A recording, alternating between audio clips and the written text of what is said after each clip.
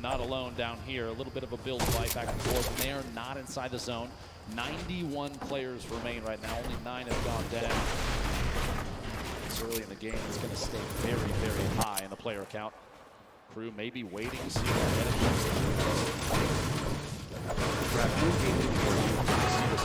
He's holding the edit into the pyramid. Yep, he doesn't want to step out and eventually get shot. Check his other sides. Meanwhile, King and Wiki in a 1v1. King on the defensive. At this point, he might have the high ground. Oh my gosh! Sneaks the shotgun shot in right before the ramp could go down. Oh, no. And you see King, a little bit of a smirk right there yesterday when we had a little bit of a, I guess you could say, trash talk in the game. It was Skeptic who winds up going down to Mongrel Mitro. This time I think King will live to see another fight, but ooh, I like some of this little spiciness to kick off game number 1. He wins that fight with a quick what up? And edit on through. Over to Neo Tilted. Next gift will be when I hit 50 followers on Twitch. And you see on your screen in the backside, Let's I farted out my lungs. Baw and Mongrel still there as well. Slider noise rotating. Oh my gosh. Replay up of exactly how that played out inside that box just moments ago. Full send into the air and does have the shots there. The first SMG proving useful even midair. First SMG, probably not the exact type of players often still making use of it. Uh-oh, it's a corn fight. Dr. Lupo, you're used to this, and Nebraska has right now. Yeah, this is, I mean, you've got a ton of skill in this one. As we see Rogue Shark currently dropping down the bandage for the moment.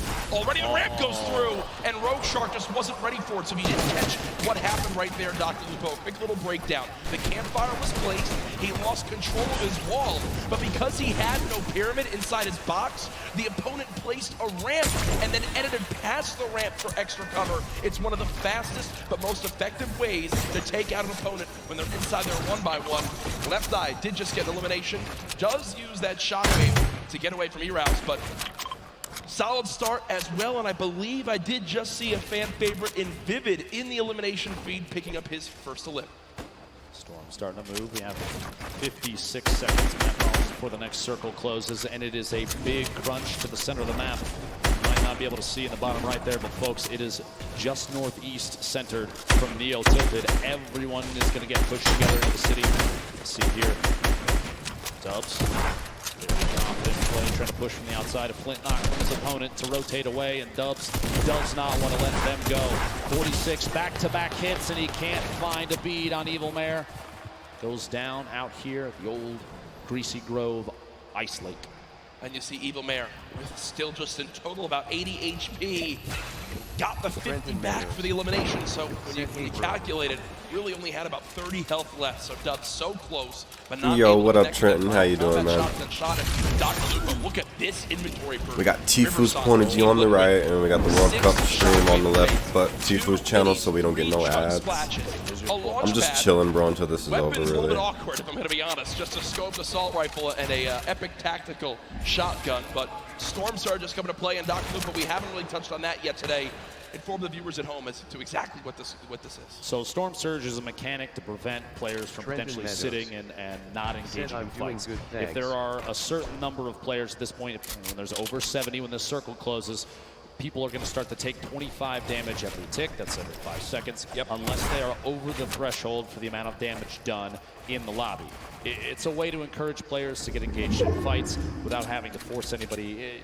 You can't really just sit still the entire time. You've got to get engaged, get involved with what's going on.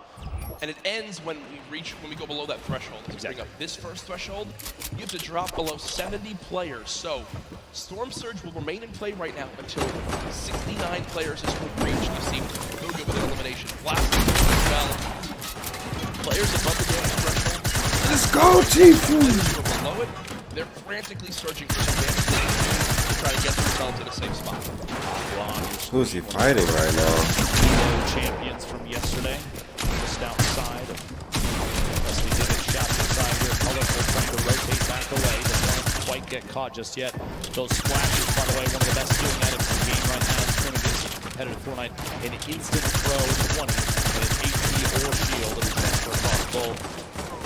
May not be able to get the soft right yet. Oh, he did it.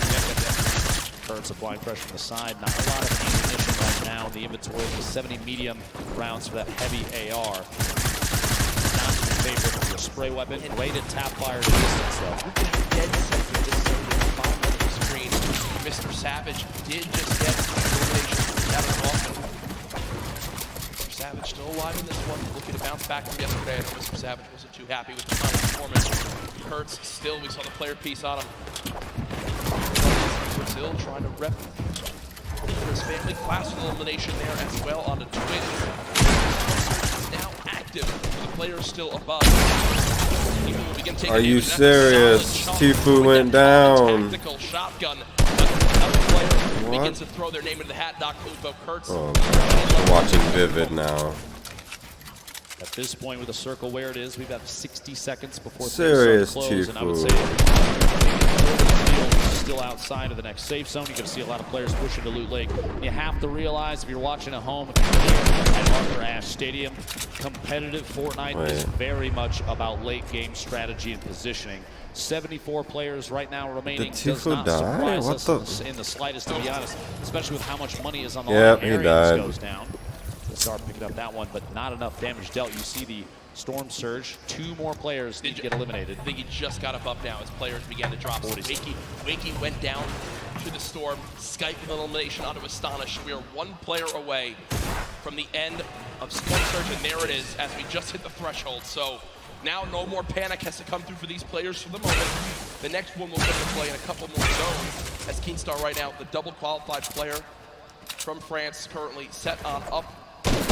Envy's lucky as they are within a couple boxes of each other. See exactly where things move through here. Just want to hold these edits and look out. You can't even. No reason to apply too much pressure just yet. He's kind of waiting to see other players that may be around him rotating away, and that's exactly the play. Bucky, by the way, a player that we've seen competitive qualifiers. He actually spent some time talking to Hogman a lot to refine his gameplay and his drop. We've seen a big improvement since then. Big shout out to Hogman for helping Bucky out with that one. All the way here to the World Cup solo finals. Will he use one of the campfires in the inventory for 25 extra health? It depends on the play. If he's looking towards late game, he's going to try and hold on to those for a heal off potentially when that final zone starts to close. We'll have to see. A quick reminder, by the way, on the right side of your screen, a victory royale. The win is worth 10 placement points. Those are big. Top 5 is 7 points. Top 15 is 5. Top 25 is 3 points, and every single elimination for these players is an additional point. The focus of the current map right now. A lot of players out here on the hill. Northeast side of Neo Tilted, actually a pretty good spot. You have multiple slips nearby. While those are still on, you have to remember those do turn off. Skype picking shots. I believe that's on DRG just to the south. More pressure applied there. He's trying to sneak any shot he can through. Actually, it's challenged. Surprises me. Doesn't go for the build there to protect and get a better spot. Wow, that's solid damage, though. Just go for it. Solid damage, and look what's also on the ground right there. The legendary infantry rifle. Still can swap to that when needed. Right now, choosing to go with the spray weapon. This is a player that's close. We have a replay coming on in soon of Mega from FaZe, who played yesterday in the duos competition with Dubs. Dubs already dropped his cable. See how Mega plays this one. Gets to the opponent's box. 2 clean shots. And there it comes through, and near max materials, slurp juice as well as chunk splashes will be sitting pretty with the inventory right there. The next zone did just pop on up, moving to kind of the eastern side of the current zone. And what we're seeing right now from Skype is Skype recognizes he's got extra materials back, so he's going to run back, build out a little bit, grab the excess materials to continue to tunnel with these mats. He's also juggling items over as well to still have the ability to use these whenever Tfue got clapped already. In these next zones. Here's everyone on the map. A rocket being fired on the far side. Bizzle there, still on your screen. Vivid took over feed 3, I guess. There's an arrow still boxed up in metal just outside the zone, and Stompy, who was one of the more dominant European players in the online qualifiers, still in this one, but Zate was in the lead with SAS yesterday, 5 of the 6 games, but in the end, not able to close it out. see just continuing to spray, is above the damage threshold. This next threshold of players, Dr. Lupo, 50. So we're about a minute away before it activates. Bizzle with elimination, though, down on the Stacey. At this point, too, you have a lot of players. Crunch is going to start to happen. Player count starting to dwindle. The loadout here in Zayd's inventory, a single Shadow Bomb going to be used for rotation if he has to. Not quite yet, though. He's already in the next safe zone. That heavy sniper rifle we just saw moments ago, and he'll probably go for it again. He's going to knock out a wall and immediately swap to that legendary AR to try and take shots while the wall is gone, while the player may not be paying attention. This could be a big one right here. Immediate swap, a 69 shield pack, solid crit through the wall. They do box up, but it looks like at that moment he saw the box was being pressured from another player and decided to go for it. Keep in mind, here we go. Keep in mind, no healing for Zayd, so you can see just how cautiously he's taking these fights. Oh, yeah. Also today in solos, there's no longer threat, Dr. Lupo, of the double heavy sniper. Sure, we've seen solo players try to use it to their advantage by themselves, but it just is not the same effect. Lolboom, bottom right of your screen, Zayd, top left of your screen, both the 2 eliminations so far, and here comes Storm Surge for players pushing on in. Not a threat for Lolboom as he's 409 above, but Karud did just go down to that Storm Surge, so unfortunate game number 1 there, and some free shot grenades to pick up. Dr. Lupo will be extremely useful in these rotating zones, and oh man, Lolboom is eating the stink bomb. 50 damage, Dr. Lupo. Terrible, terrible spot to be in for Lolboom. Lolboom, a solo Irishman, qualifying for the World Cup here. Gonna have to push on through and try and make his way to the next safe zone. Multiple ballers on the outside. He might be able to grab that one in the water right there if he sees it when he pops out. You can see Vivid on your screen. Evil Mare still there as well. Saw him rotating in. Multiple ballers still on the field. Look at that build. Look at the, yeah. This is like a Fortnite World Cup apartment complex. You have countless players stacked in next to each other. Bizzle going for the edit reset, can't quite catch himself just yet. Is still making plays happen. A lot of people have him high up on the leaders, and here it is again. Yarkos with the elimination from earlier on, down onto Aqua, who obviously was our Fortnite World Champion yesterday in duos. Rough start in game number 1. Bizzle, one of the most consistent and winningest Fortnite pro players of all time, Dr. Lupo. When you say a veteran in Fortnite competitive, Bizzle is at the top of that list, but here's Yarkos again, now on the high ground after that first elimination, down onto Aqua, looking for more right now as he's got a good high. The best spots in the game right now. We'll have to see where the map is going to rotate, north-northwest, so he's going to have to make a move soon. Very hefty weapon loadout. Not a whole ton of rotation. Does have the 2 launch pads, does have the redeploy, but those are going to leave you exposed up in the air. Little look back, King. Rotation here. The feed starting to light up. 38 players. Oh, yeah. And that count is going to go down, down, down. Zayd eliminated by Left Eye. Colorful taking up another one out as well. King, 4 eliminations. You have to remember, placement points don't kick in until top 25, so he only has those 4. But those are 4 very, very big points. Here we go. The Storm starting to pressure players. You're going to see a lot of launch pads and redeploys come into play, and those community movement mechanics like launch pads placed on the ground can be tough. A player actually just flew right through King's box. That could have been bad, Dr. Lupo. That could have been real bad. Maybe a trap play from either player. We'll see here. Benji Fishy the Bee taking another elimination. Top 35 now. Jacks, we're coming 30 seconds away from the next circle. And Mr. Savage trying to contest Rux for height as they both continue to build on up. Mr. Savage goes for the shot. Rux gives it up for the moment, so game 1 right now, the height goes to Mr. Savage, but there's still a ton of time left on the low ground right now. You've got Nika weak, Class weak, Letterboy's weak, Tuesday weak as well. Mr. Savage has shot down Rux for the moment. He still continues to keep height. Yarkos, though, looking to challenge right now. 27 players left. Placement points about to come into play. Yarkos takes the ultimate high on the backside. Team Liquid flying across from left of your screen. Multiple players. Ultimate low ground warriors down there, both in and out of ballers. Class looks like he might be campfire middle of it. Mr. Savage. King at 7 limbs and has made it into placements. King absolutely the #1 performance so far in game 1. 120 in total HP. Can he find it to limb? No! As the crowd erupts. Top 20 now, though, but King got the job done. There was 27 players left on the go. King eliminates the last 2 to make it a top 25 for the placement points. Huge plays there. Going down the feed. What a shot and a quick hit and swap there. Bugha showing why he's one of the most active. Top 15. Left your feed in the top left. One of the most important things to watch if you're looking for players' names. The weight and now here it is. The shot. He's still got 2 more in his inventory, which this late in the game is huge. He does have the 3 shockwave grenades as well. His height needs to be taken. Long-range rotation. 8 players remaining. Jack Yarkos, 4 eliminations. Everyone is here getting those points. Lead from above and goes down. No builds. Going to be tough there. Saw picking up that Elan. Right now, moving forward.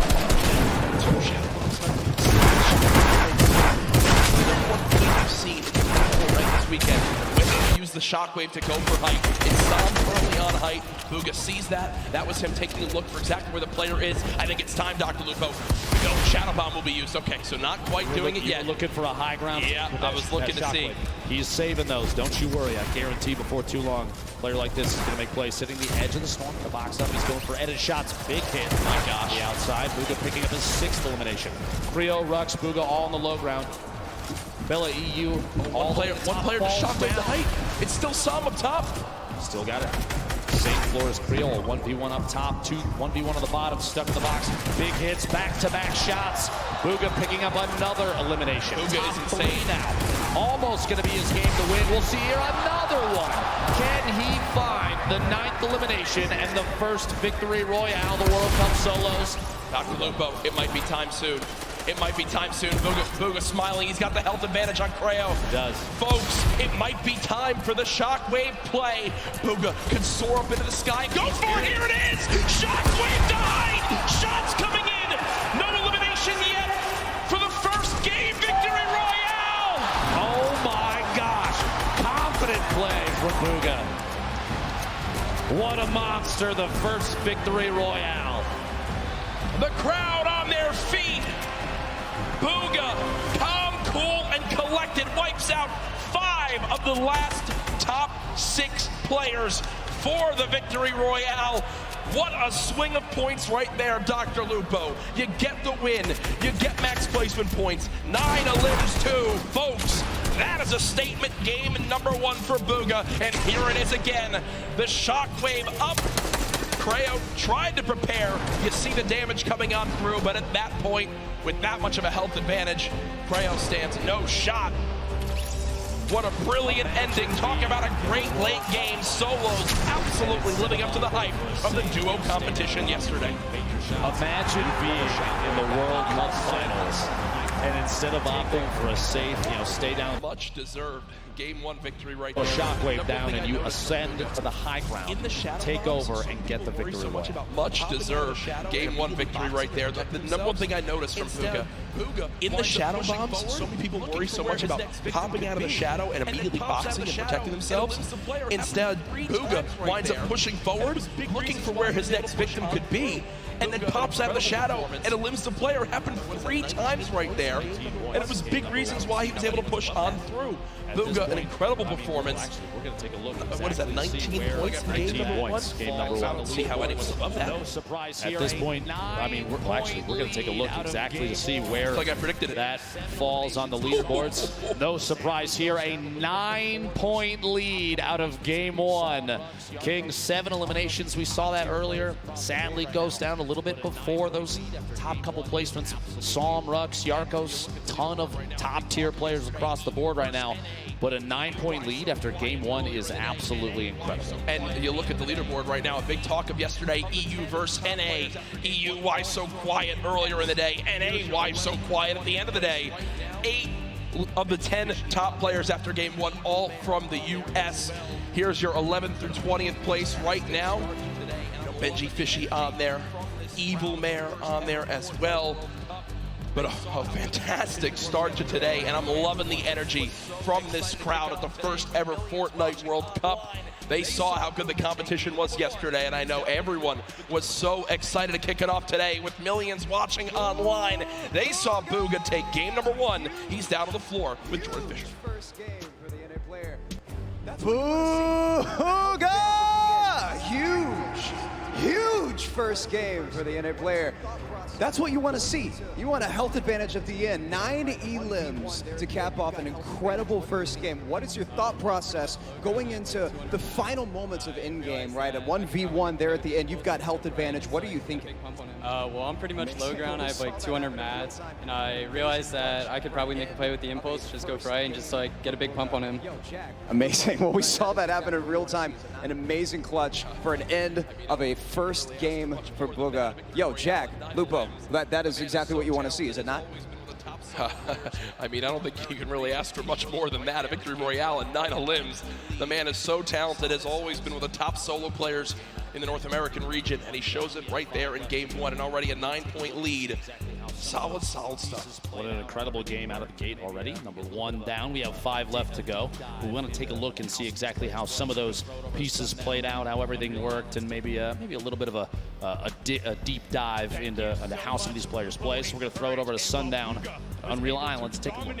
Rest of the lobby, I want to take a look. Thank you so much, Lupo and Courage. And while Bugha was able to dominate the rest of the lobby, I want to take a look at one of the other most marquee and aggressive players we saw. He had the entire lobby saying, "Toda salve al rey de Argentina." It is King of 9Z with an incredible 70 elimination run in 20th place. Let's take a look at some of this gameplay. So right away, you'll notice, what is he doing? He's patented going forward, wall replace on land 123. That's going to be the theme of these clips. He doesn't miss his shots, and he's not afraid to flex either. Throwing the donkey laugh out there, throwing him a little love, saying, "I don't care who you are." Now he's sitting on the 4 elims. He's in the box fight, and he's constantly looking to pick up new targets. Replaces the wall from the side, turns around, and picks up a great elimination there onto Bucky in the rotation. But now watch on the spree on. 5 elims right now. Cones himself off. Look at this. The player challenges him. He's not building. He's going at him. He says, "If you want to fight me, I shoot first. I am the king." Was able to go, but unfortunately gets caught there in the rotation, but still a brilliant performance from the young Argentinian. He's looking to challenge. He's looking to frag out with the best of the best, putting himself currently sitting in the number 2 spot. He has played so absurdly well in that first game. This is what it's all about. If you can bring your aggression, what you do in the qualifiers, and take it to this stage, and you don't have nerves. If you're like Bugha and say, "I'm gonna go." If you're like King and say, "You wanna edit? I'll shoot first. I'll take the 50 health on elim there, and I will take the point and stay in the match." You can wait and watch me dominate. Let's get into match 2, because that first match was insane. Courage and Lupo, take it away, guys. Sundown, thank you so much. Appreciate the quick analysis of everything that happened in the middle of that game. A lot of action here at the Fortnite World Cup solo competition. This is the last day for the entire event as well. I hope everyone has enjoyed Marshmallow's concert. We have tons of people here in the crowd. Yeah. Absolutely, it's just been ridiculous. So much fun. My Italian family was out there, 25 people deep. They've got a full deli layout. Unfortunately, my Aunt Lorraine down in Florida, I know you're watching. Shout out, we love you, miss you. But no, they're all here for their first ever event too. It is an incredible energy in here. And you know, guys in the venue, do you guys want to see another Fortnite World Cup next year? Should we do this again? I'm thinking, yeah, Jackson. All right, budget's approved, Epic, it's happening. But folks, let's get back into the action. Game number 2 about to begin. Bugha, the superstar of game 1, the talk on all social media with the hashtag Fortnite World Cup. What a play. The lobby is ready. The players are ready. Ladies and gentlemen in the venue, are you ready? Game 2 of the solos competition here at the Fortnite World Cup Finals starts right now. After last game, I have a feeling you're going to see maybe potentially more contested drops. You're going to have players vying for those points, seeing exactly what can be done now. Bugha bringing home 9 eliminations in that first game. I think the next 2 closest were 7-4, and then everybody was below that. Yarkos, I think, having 4, King with 7. 17 points. Going into game 2, yep. Knowing that we still have 5 remaining, knowing that based on the leaderboards from yesterday, that 17 points at one point separated first and last. And by the way, a quick note, we can see the mini-map, but I think Tfue, yeah, there it is. There it is. I'm pretty sure Tfue has the block all by himself. Again, Clipnote didn't want to challenge it this time. No one nearby at all, and also on that map, look at the 2 llamas. Right outside a racetrack, it looks like one player's about to go claim him. Also, Bizzle, who basically lands in Dusty Divot uncontested, I believe already got a llama in this one. So some great movement will be up there for them. Here again, the stats for last match. First place, the Victory Royale, 19 total points because of those 9 elims. Sitting pretty, 5 games away from $3 million. I have to say, I feel like after one game, seeing an average placement stat of first, that's something I would screenshot just to hold on to. Yeah, best player in the world. I averaged first through all the games that have been played. Here is Aqua versus Twins. Aqua, you can't stress enough, Fortnite World Champion from yesterday in duos. Only with a common SMG is Twins, and Pumps being missed left and right from Aqua. And I'm going to tell you right now, Aqua's going to be upset with himself on that one, Dr. Lupo. That was a sloppy fight from both sides. I'm going to say it right now. Those early game fights can be very, very awkward, but we also have the first elimination what we saw earlier.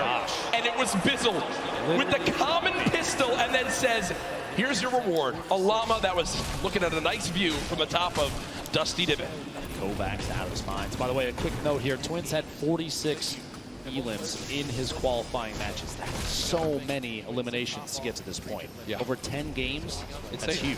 And most players didn't even get to play the full 10, so you got to think Twins did pop off in his region when it was going on right through. there. Yep. 2 shadow bombs. Already has a flint knock sitting on minis and a pump. Solid early game loadout. Can he pick up maybe one more movement ability, depending on whether or not he wants to keep the flint knock in his inventory. We'll have to see. Still hopefully looking for a slurp at some point. MQ and Mr. Savage not far from each other. Takamura, Clarity G also in Happy Hamlet. My least favorite drop, I'm going to be honest with you, but a lot of these players know exactly where the chests are and know exactly how to get there as fast as they can. And there are so many materials down here. This also is one of the highest chest spawn counts in the entire game. This POI is insane. Yeah, I believe 29 possible chests or something along those lines, but as MQ says, you know what, let me roll away for right now. We'll give that to Mr. Savage. Over to Snobby Shores, it's Hornet. Putting the spray down with that heavy assault rifle. Only 19 AR shots left, Dr. Lupo, so we'll have to use them wisely here. 8 players have dropped so far in the zone. We're in a southwestern side zone on this one, so already some good variation between the zones in game 1 and game 2. Hornet will continue to move slowly but surely over to Nyx. So again, looking at the map, looks like a lot of players still outside the zone as you'd expect, but they'll begin to rotate on through as the first storm will close. Plenty of time to make decisions. Force engagement there. The tree disappears, and that drum shotgun spewing shells out. Going to push inside the box. Can't quite get the wall if the trap was placed. No luck there. Doesn't have one in the inventory. Nyx still trying to apply as much pressure as possible without having to chew through too many rounds. Reload here. The drum shotgun. So much damage dealt with this thing so far. Wouldn't be surprised if he goes in for it here in just a second, and he does. Watching that corner, Hornet still on the defensive. Long-range spray from a drum shotgun isn't enough, but up close. Watched only 2. Very, very deadly. Nyx. Let's go to this link up first top. elimination for him in this game. Also with the emote after the eliminations. That's 2 so far. It's his point of view unless he dies. I mean, I love this. You'll love it. I get like one limit for every 3 games. So every time I have the option to vote on an opponent, it's fantastic. A very important note there. Nyx had the most eliminations in the online opens at 61 during his qualifying week. That's crazy too. And Nyx from Brazil often saw very aggressive gameplay from Can't hear me. in their qualifying matches. All they would do was kind of just stomp through their lobbies. We always talk about how insane it was. Here's the inventory for Tfue right now. 4 minis, 3 big shields, Good lord. 4 shadow bombs, Good lord. a launch pad, a legendary infantry rifle, a blue pump shotgun. Tfue set up for the rest of this game, nearing max materials as well. this is what happens when you give this man block all by himself. Yeah, I'm dropping the link. It's a challenge here, but it's one of the best loot spots in the game. Bobab's over on the right side of your screen. Try and take that southeast corner buildings on the left side. There's so much loot here in the block, so many materials, so many opportunities. You get an advantageous position too, right at the hill, except before this baller spawns up there. Those are going to get grabbed pretty quick, but if they don't, if you're lucky enough, you have free rotation as well. So not terribly far from a slipstream to the south, just past the umbrella. Quarry down there. Meanwhile, Mr. Savage. What's up, Poopy? Happy Hamel. There's actually 3 players total. My apologies. You see on the minimap in the bottom right there. https://worldcup.fortnite.com/3. Inside in the building. Poopy FN. Audio cues trying to listen for each other. Takamura, you see not really moving. Crew trying to do some wall replacement. What up, Poopy? That's the link is for whoever asked how to see Tfue's point of view. The player just in front. The fight he's potentially looking to take. Not sure exactly what the health is of the opponent just ahead, but you got to think, okay, so there is a health advantage. The World Cup is behind right here. Will begin to heal on up, so it does look like Tfue damaged the player. Thought about challenging right now. That's pretty good, just chilling. Very, very soon gonna have to move towards his zone. Let me refresh this side. Let me refresh both. Here to clip some shots from Tfue. It's going to be very accurate. We've seen it before, and we'll see him again with that rifle. One of the best. I guess their website is just less of a delay. Tfue might have a delay. Who knows? Challenge and go for a shot, but because he tries to save a couple walls of wood, has to pop one of those big shields. And Kluja says, you know what? I'm out of here, and the zone's already there. So Tfue has a long trek ahead of him. Might have to decide if he's going to use a launch pad here. Probably not, as he does have the slipstreams down below, but still will take some damage from this storm. If there is a rift spawn up at the burger, he can take the zip across, jump off midway through, and go down and grab it. We'll see. Booga eliminated to start off this game in 90th place. So our game 1 winner out early on, which means that that 9-point lead will surely be cut down as this one goes on. Quick thing I want to remind everyone good old air. Yesterday we were nearing the #1 trend in the world on Twitter. I'm going to challenge all of you right now. Use the hashtag Fortnite World Cup across everywhere. Send in how you're watching today. Let me know who you think's going to win. Hashtag Fortnite World Cup everywhere from the millions of you all tuning on in. Can't stress that enough. Let everyone know that the largest event, one of the largest events of all time, concludes today with a $30 million prize pot in total throughout the weekend. Here. Stuck a little Said my ear tastes like nachos. Hold that side, look for the shot. Wow. Player backs out of that. Not fast enough. Mr. Savage goes down to Mega. Was eliminated early in this game 2, the World Cup solos. Start holding this edit yet again, just trying to wait and watch to see if he's going to spot this player and make a move. This might be an opportunity to make a play here. Twins kind of baiting. I need to post. Little resets, can go for a wall replace. Does get it. Pressure applied, going to jump up. He built the ramp preemptively to defend against any shots. Here it is, a shot from the side, does make contact. Twins down to 90 total HP. Big hit there, the shot is to try and rotate up on the outside. Pressure to get to the end of the storm. The build off is kind of the only answer at this point. Quick minutes down, doesn't quite find that the player inside ahead of him has the lead. Another big hit, 14 HP left for Twins. A build fight is all he's got left. He could shadow and try and get away, but if the player inside is smart enough, Keemstar knows exactly where to shoot. Twins is going to go down. We'll see here. One pump is all it takes, though, with this thing. 150 HP. Oh my gosh. Your air tastes like nachos? I'm eating nacho cheese Doritos. What a coincidence. Let's go, Tfue. Stay in this shit, man. Storm Surge kicking on in. I do want to point out where this next zone is. Spoke to production. We'll bring that back in for you all to see just how insane zone #2 will be for everyone on this map. Actually, it's ridiculous. Yeah, because they have a long, long run ahead. Look at that. A third of the zone outside, off the map. Not only are you forced all the way to the bottom of the map, you've got nothing on the south edge of the safe zone. players going to get compressed together. I would expect going into circle 3 or 4, you're going to see a very low player count in comparison to last game. We're already down to 75. And Storm Surge now getting ready to kick in. You have 5 players that need to go down before damage starts to go out to those that have not dealt with enough of it. Yep. Multiple players bunkering up here at Hamlet. Not a whole lot of real estate left. Shots going out there. But that mini very good weapon for applying pressure to structures, especially when you see other players taking shots at the same target. Let it fight the top left of the screen there. Play between Niddle, opponent inside the box. Headed down, quite fine. Shot follows through with a second, third, fourth, and the elimination. He had 1 health left. If you look, after the 50 health was earned, he was stuck at 50, meaning he was under 1 HP. He had effectively 0.9% health. And goes down right there. His opponent can't win the fight as he's rewarded. Nakamura on your screen, 179 total HP, and that's a tough battle you have here, Dr. Lupo. Do you use your last healing item in the big shield for only 21, or do you hope maybe 179 health is enough for the next fight? It's a double-edged sword, a tough decision to make. Storm Surge still active. 4 more players need to go down before it ends.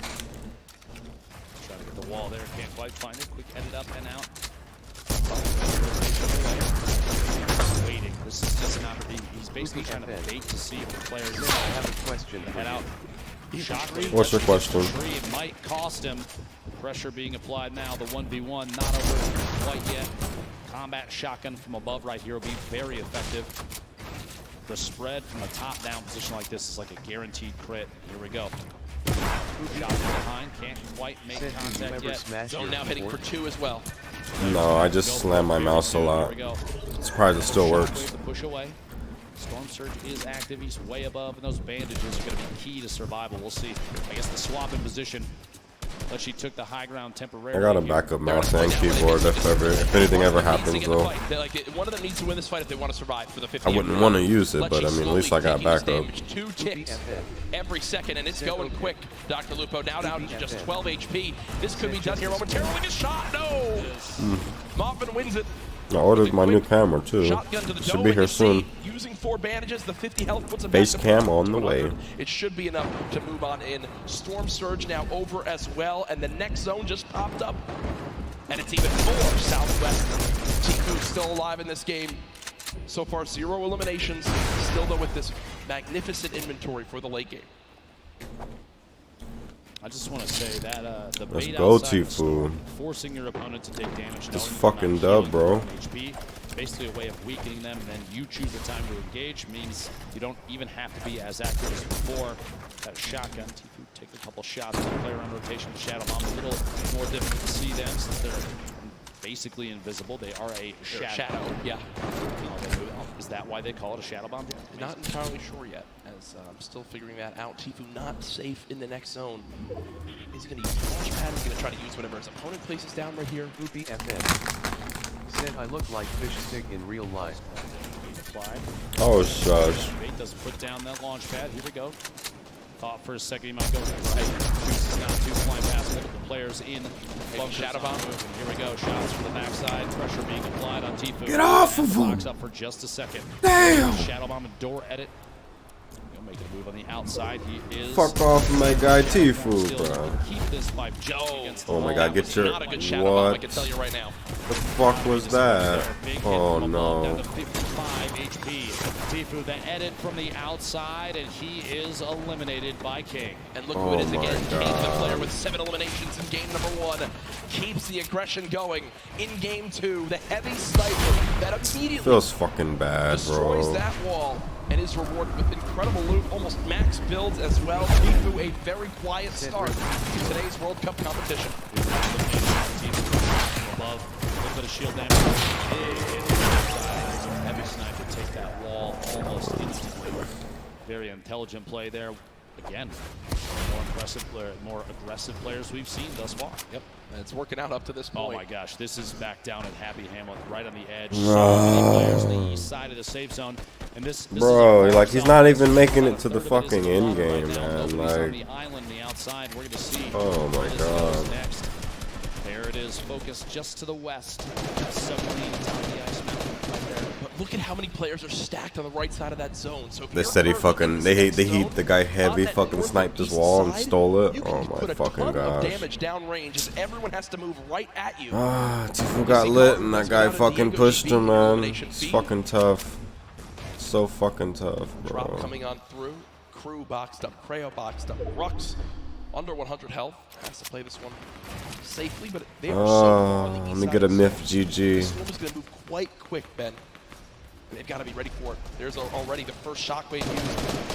Rux trying to shoot them from behind. Not able to get elimination there. Class so far away. Will use the launch pad and just begin to move toward this zone. Have to think at this point with both placement and eliminations before too long here. King maybe taking an opportunity to push. And Vivid takes his fucking screen again, bro. Come on. In this game, 90th place. I love this outfit from Rux right now. He's dinosaur. Rux is, no, I'm talking about his real in life. Tfue's chat is crying. Set up to play in the Fortnite World Cup at 1, and then he's got a dinner date at 7:30. So good for him. Class is everything, Jack. The guy looks great. I'm going to give a shout out to that. Best dressed, 2 extra points. A Fortnite World Cup champion right there, Rux. No, nothing like Cypher. He has 6 damage to average side. What I get? That I would panic a little more. Logitech C922X. The movement in that part of the zone is literally exactly what I just spoke about. King on your screen, but also someone you haven't spoken a lot I'm not about to get no about. crazy expensive camera like that, bro. I just got me a nice little Logitech. It does 720, 60 FPS, so that's good enough, you know? He was on the far side of this zone, so also not a fun spot by any means. Quick note, King currently has the highest damage in the match. 500. Camera that guy uses, like Cypher, that's just like, I think it's like a $500 camera. It's like a DSL or whatever, DLS camera or some shit. Aspect up the ramp, caught off guard by an edit play. A shot through the wall. Gets the follow through with the edit. Nate goes down. He is playing out of his mind right now. King reminds me of like Vinny and Zextro back from the earlier duo competitions when they would just try to fight anyone they saw. King, 7 eliminations in game 1, now 4 eliminations in game number 2, and there's still 42 players remaining.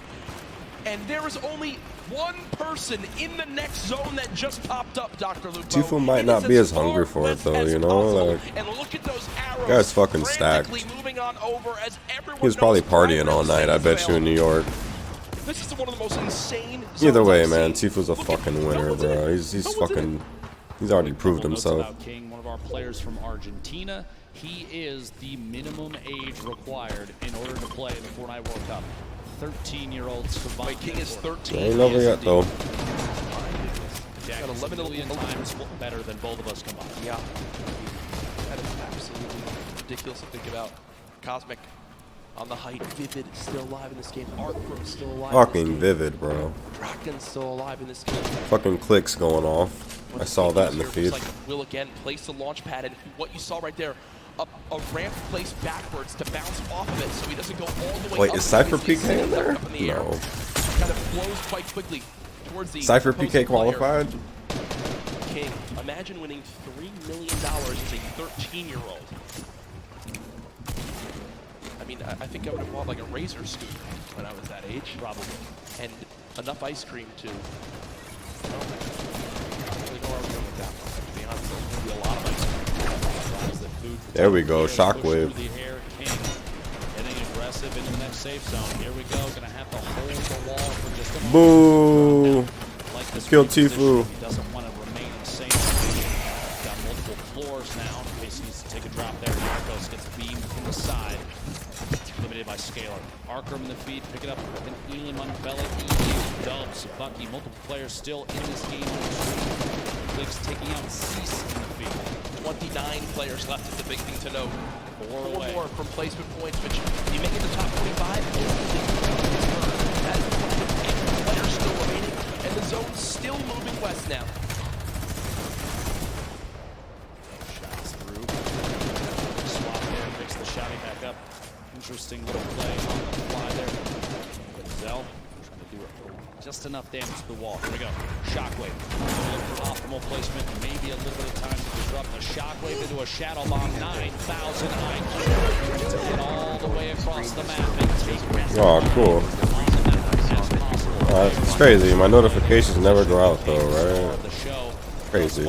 For game 2, 5 eliminations. We are in the top 25 for placement now, so those points go out. Mascot King even higher on the board. Yeah, King was already surging towards the top of our leaderboards now, which will very well be after this game. King spraying up with some machine gun. Players moving as fast as they can over this mountain. The left side of your screen, now the full screen Enku. Let me turn this one down because Tfue's dead. Fishy's still alive in this game, just took down Drakens. Down the hill we go. Rogue Shark on height right now, but we'll need to waterfall down for a moment. Vivid still followed on up. King down to just 40, 30, 20, 15 HP. Under 10, no, still 17 HP. Will only be at 42 effective health. I mean, if he gets any further than this, it'll be an absolute miracle. And no, down goes King, but I think one of the crowd favorites beginning to emerge today. Fantastic performance at this point. Benji Fishy goes down as well. A little bit of a crowd building up behind him. Dubs still in a baller at the bottom. Top 15. Star sitting on 2 eliminations. All right, man. The entire field is the bottom of your screen on the left. See you when we get back. Remaining up top, forced into the drop. Let's get away. Looks like a Shadow Bomb to save from any fall damage. Vivid beamed on the rotation up to the ultimate high ground. Vivid's on height. Still there too. Vivid's on height. It's an opportunity here. Can capitalize and take shots on all these players rotating. At this point, Vivid's best bet is to force players out of ballers into fights. You don't want to let them remain inside and safe. If you pop them out, it may be an exposed position. Other players will take shots, and that's going to get you in a better place. Look at the ballers. The ballers beginning to scale the mountain. Vivid, I think, still has high ground. Has time to pop a mini by chance? Nope, nothing as of yet. Now the fight for height begins. Vivid building on up. Arkham in your elimination feed now into our top 10. Issa, the controller god as many regard him as, takes down Sam. Another one onto Thatch too. So Issa from Europe getting involved in this game as well. Vivid and Rogue Shark all the way on high ground. Still multiple ballers in play. Ladies and gentlemen, this is the Fortnite World Cup Solos competition. This is game 2 of 6, and oh no! Vivid has lost the high ground, but he says no! This is mine, young man! And takes it right back. No maps! No maps! No. Life! Vivid is out! No mats. Of this game. But he got the limb. He got the limb on the Rogue Shark. He's at 2 eliminations, sitting in the middle of the pack right now. 7 players remaining. The end of game 2 right before your eyes, folks. 120 total HP. He can't spend any time out of the zone right now. Player going down inside the box. Can't quite get in. One right behind outside. Can't find a beat. Issa goes down, placed in 4th. A 1v1. Dubs, the ultimate high ground. The crowd cheering behind him, looking to see if he can capitalize on this advantageous position. Down low, it's Dubs for Skype. A little bit of a build-off between the two, layering defensively against each other, but Dubs, no build. One build. The flint knock to save him on the drop might be the play, just outside ahead of the build. Maybe can catch himself. His loot is so fucking bad. How is his loot that bad? This might be it. Shockwave into the flint knock, into the safe zone, doubling back, another one. Effort. He's got to find a beat, but he won't be able to do it. Ladies and gentlemen, game 2 goes to Skype. Skype had 27 health left, 8 HP. If he took one hit from the storm, he was dead, but he clutches on up. We heard in the interview earlier, he said, I'm going to play my game, win, do what I do best, and Skype does it there. Dubs, what a valiant effort. Look at that. Look at Skype's HP. Literally one storm tick would have been enough, but Dubs had no mats left and unfortunately didn't wind up making it up that mountain. Skype just wins, and there you see the celebration. Game 2 goes to EU as Skype comes out on top. Single elimination, 11 points for Skype. Gonna be great for the leaderboard. We'll have to see exactly where they end up. But a big, just honestly, a maximum effort from Dubs was insane to try and stay inside. Absolutely incredible. Here's your leaderboard as it stands right now. First place being held by Booga. 9 elims, 19 points from that first game. No showing in the second game, but it's still enough to keep him all the way at the top. But King, slowly climbing his way up to the top, just behind now by only 1 point. Folks, King can't drive because he's 13, but he can win $3 million today. When you talk about lives being changed, it's what the Fortnite World Cup Finals is all about. And now our crazy 9-point lead is down to just 1 first through 10th within arm's reach. Our top 20 absolutely there as well. This is still anybody's game. Saying the spread between first and 20th still very, very close. Anybody can climb all the way to the top in an instant, as we've seen countless times in the 10 weeks of qualifying all the way to here. New York City for the Fortnite World Cup, and this is the final day. Jack, today we give away $15 million in prizing. It is absolutely crazy. It's insane. The energy in here so far today. I'm sure everyone's having a blast watching. Games 1 and 2, fantastic. So much happened, even more than we could probably even take in, and that's why we've got great people like Balla to help us out. Thank you so much, Courage. Yes, I'm here. We have a ton of awesome plays, a lot of action unfolding in that game. I'm going to help break it down. We're going to hop in with King, who got so many eliminations this game, no placement points. But if you recall, the beginning of this, nice tags here, gets the player white damage. He knows he has health. He knows he just has only health, no shield. He just continues forward and goes for the box fight. In the second zone, the zone is about to start coming in. He has no fear, the aggressiveness of the player, and the double edit makes him fall right back into his own box that he had a floor on already, gets the cone on top. That's Leleo, another player from South America, but he continues to take out big names, and here's Tfue. He tags him a little bit, but then pulls out the heavy sniper right as Tfue takes the box. And because of that, that came as a surprise to Tfue that he could bring out the heavy sniper, take the wall right in that instance. Usually he'd be expecting the pickaxe on the wall, but the heavy sniper, speed.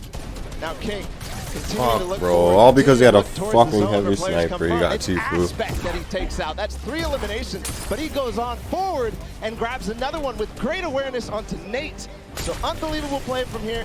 King is just racking up elims. Again, no placement points in this game, but he still pushed himself within distance of Bugha, who Bugha went down earlier there. He took out Clicks as well in the box. And this is, he's taken out Aspect, he's taken out Tfue, he's taken out Clicks. These are some of the best box fighters in the world.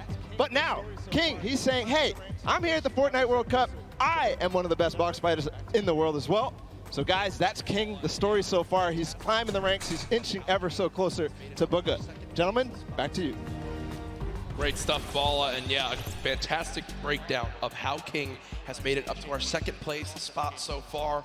We were only a third of the way through today's competition, on the road to crowning a Fortnite World Champion. Thoughts after games 1 and 2? I'd love to see the aggressive gameplay from King and others. Those kind of plays you don't often see in the Fortnite World Cup, or really any competitive play. A lot of players are waiting for those opportunities to maybe get shots on players that are moving, that kind of thing. It's been great to see, and obviously a crowd favorite here, as we've heard people erupt every time he pushes into another box. What about you, thus far? Crazy action. I'm really interested to see how these different landings continue. We've already seen games 1 to game 2, people switch up their spots, land at different areas, and sometimes it's come back to bite them. All I know is, though, that's going to do it for us two for right now. We'll be back later today, but down on the floor we have Zeke with some more information on our players. Thank you so much, Lupo, Courage. Man, what an insane first 2 games here on the first day, or the final day of Solos competition. Bugha with insane shockwave play to give him the high ground. And then here, Sky, his positioning on point, which gave him the win over Dubs. I mean, you guys, and of course, the Marshmallow performance. If you guys are here, how have you enjoyed the day so far? What do you think? Some of you are still sleeping. Guys, what do you think? This is it, the final day! There it is. You're awake. I appreciate that. Now, of course, guys, we've been getting through this Fortnite action all weekend long. But don't forget, we actually had creative happening earlier on Friday. Now, if you remember, there was a certain team captain with a great crew. They won, and they became the first ever Fortnite World Cup creative champions. And that was the Fish fam led by team leader Scissors. Now, we felt we probably should go ahead and check up on him, see how things are going for him. So let's go ahead and do that.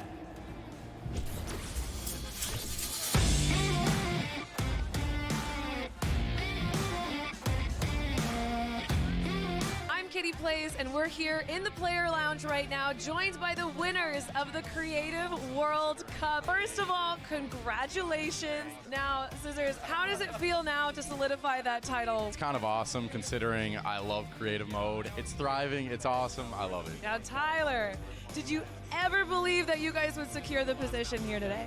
Yeah, I always knew we had it in the bag. You know, we're the week 1 qualifiers. We're the most stacked team. There was no competition. Just when the last map was a death run, I knew we had that in the bag.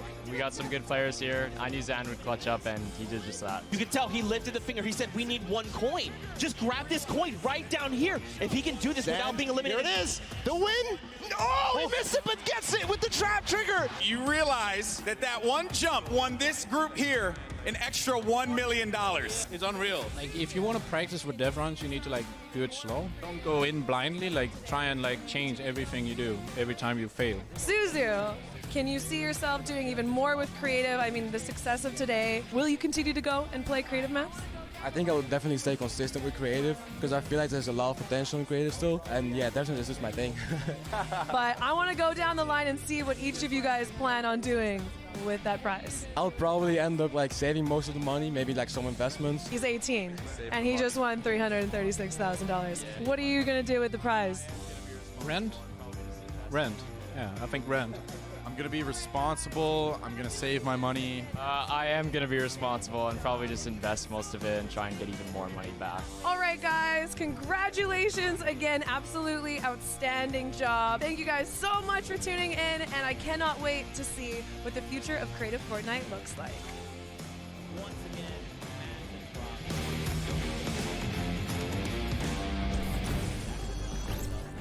Once again, massive props to Scissors and the Fish Fam. They worked as a unit, and that's what got them the dub in the end. The grandfather of creative shows up huge here on this stage. Now, of course, guys, we know you want to get back into games. I want to get back into games too, but first, let's just make sure they give a little bit of a break to the players. We'll hop back in as soon as we can. Now, I did talk about creative a little bit, but don't forget, we also had that celebrity pro-am. Players and people from different walks of life all came together to take part on this stage and play for charity. Now, of course, we had Ninja and Marshmallow, your 2018 Pro-Am defending champions that faced off against Airwalks and RL Grime, your Summer Block Party Pro-Am champions. And the winners in the end were actually Grimes and Airwalks. They are 2-time Pro-Am champions. So let's actually check in with them and see how they're doing.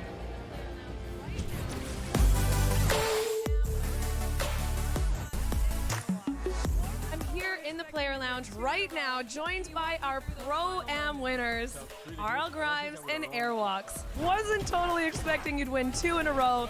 Can you walk me through those final moments? It felt really good. I don't think I would have won if I didn't have him. Now, RL Grime, you were holding your own, you were keeping up, you were staying alive, you were getting eliminations. How did you change your playstyle from last Pro-Am to this Pro-Am? I think we learned a lot from the last one, just that you should focus on late game a little bit, and I just sort of let him lead the way and made it happen. How did it feel to play with a potential World Cup duo winner? It's amazing. I'm actually going to come tomorrow and sit in the stands and cheer for my man Airwalks, yeah. Maybe make an Airwalks sign and wave it in the air? Maybe a 98 bot sign. I'll hold it up.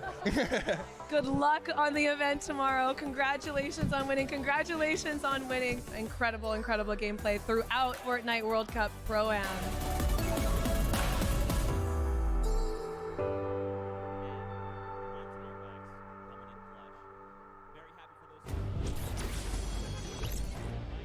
Man, Grimes and Airwax coming in clutch. Very happy for those two, but I'm actually happy for this guy right here. This is 1/2 of your Duos World Champions. This is Nyrox. I need you guys to make some noise right here, right now. Show him that you love him. How's that make you feel? You got all these crowds. That's great. Feels amazing. There you go. Now, Nyrox, let's chat a little bit, right? Because you played yesterday, like I talked about, in the duo competition. Your partner, Aqua, is actually playing today in the solo competition. So what advice did you give him heading into these games? I told him earlier this morning that he should stick with the plan we had yesterday. And even if he has a bad start, he can still make a comeback like we did. and he can still take the trophy home. That's pretty good advice. Pretty good advice. Now, competition. You know, how are you feeling after all that? I mean, it feels amazing winning the duo, even though I want to compete in solo as well. But hopefully this gives me confidence in solos, which makes me be better in solo. Calling him a bot, bro. Okay. One final question for you. This morning, you know, obviously yesterday was a huge day. You had a night to kind of sleep on it, and then you woke up the next morning. Did it sink in? You know, how did you feel the next morning when you're like, man, I'm a world champion? It feels surreal. It doesn't really feel like I've won anything because it was so big. It was almost too big to imagine. But yeah, it feels amazing. Well, again, massive congrats to you. One half of our world champions. Again, give him some love, Fortnite fam. Thank you again, Nyrox. Appreciate your time. Now, there's actually another player we want to talk about real quick, and that is Skite. He just won this second game, so let's see what he's got to say. XJ's JK's. Said no. I'm Skite from Lost Stream. I'm French, coming from Paris. I've been preparing the finals by playing customs and playing every day with friends or mates. It was hard in the beginning because my wrist was a little bit broken, so I just wait and then I qualified for the boss in the last 2 weeks. I definitely want to thank my team because they support me a lot when I was playing qualifier. In here we are more aggressive and it is a little bit slower, so we try to play a little bit safe. I think maybe Zayt is really good and I want to take him down. I don't think playing Come on, get on with the next match. My gameplay because I already did it. I love everyone and I'm just excited to play.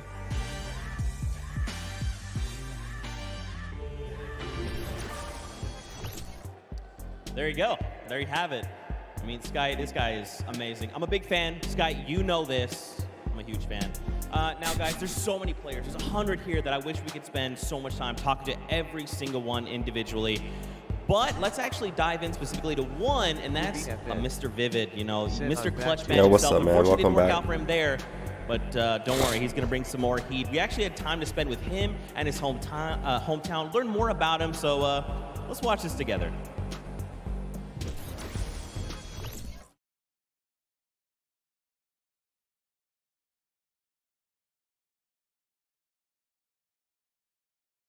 Okay, no sound.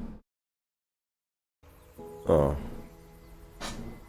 I live in South Jersey in a small town.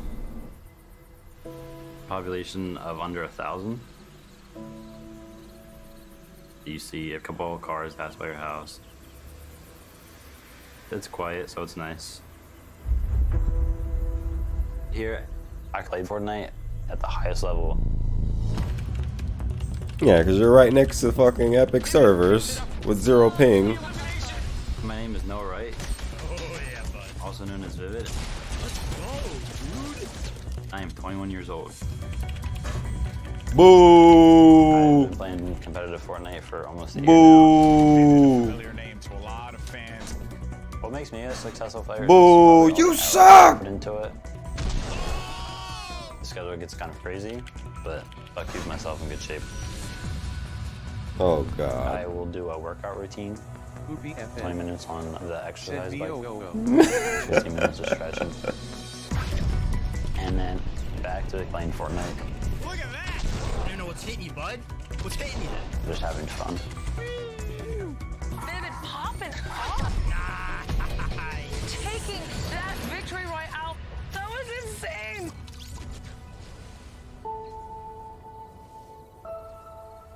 XJ's JK's. I live with my Said dad. yes. We've always been really close. All he ever wants to do is fish. He takes care of everything around the house. It makes everything really convenient in terms of, you know, playing games and just being able to focus on that. Our schedules work pretty well. When I get done work, he's usually up gaming, so we do spend a little bit of time talking and going through the day's activities. Noah and I helped each other very much getting through the difficult time. When I was 10, my mom passed away. She passed away to a cancer called small cell carcinoma. Aw, condolences. It definitely made me mature a lot. Made me realize like how much my Life mom actually sucks did for me. sometimes. Noah's mom had a very big impact on his life. She set the ground rules, making sure the grades were all straight A's, and he could go into gaming. Said I might have to go in like 10 minutes. I credit a lot of my success to her. All right, Poopy, man. Appreciate you stopping by. I'll be here for a little bit. What a game from Vivid. Knowing that I'm successful at doing what I love to do, that would just make her really happy.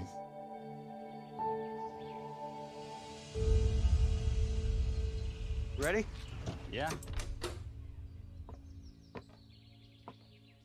Fortnite granted me with a decent amount of money.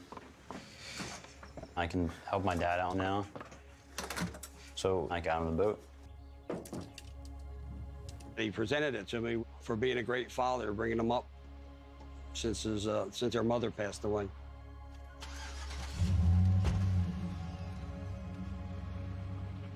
I actually haven't been on the boat yet. So this weekend I'm gonna go on the boat for the first time.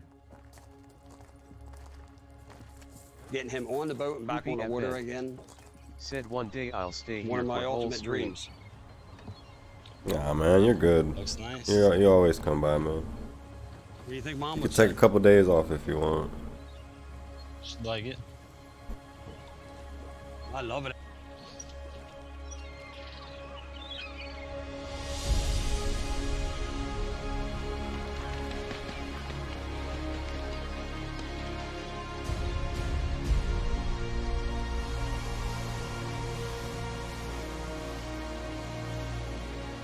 I want to thank you for this and everything. It made me happy. Poopy FN. Said adios to alive. What do you think of your first trip out here? All right, bro. See you later. Nice. Now you gotta come out more often.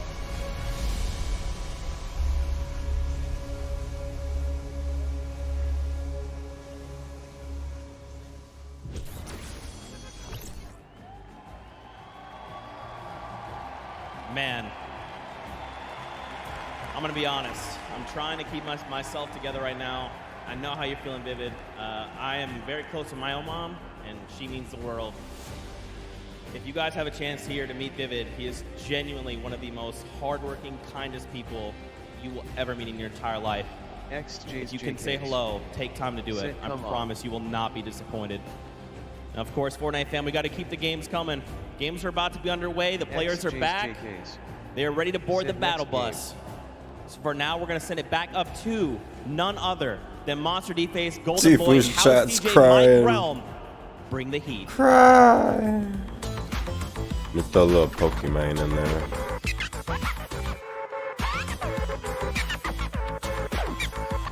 Really? The horn?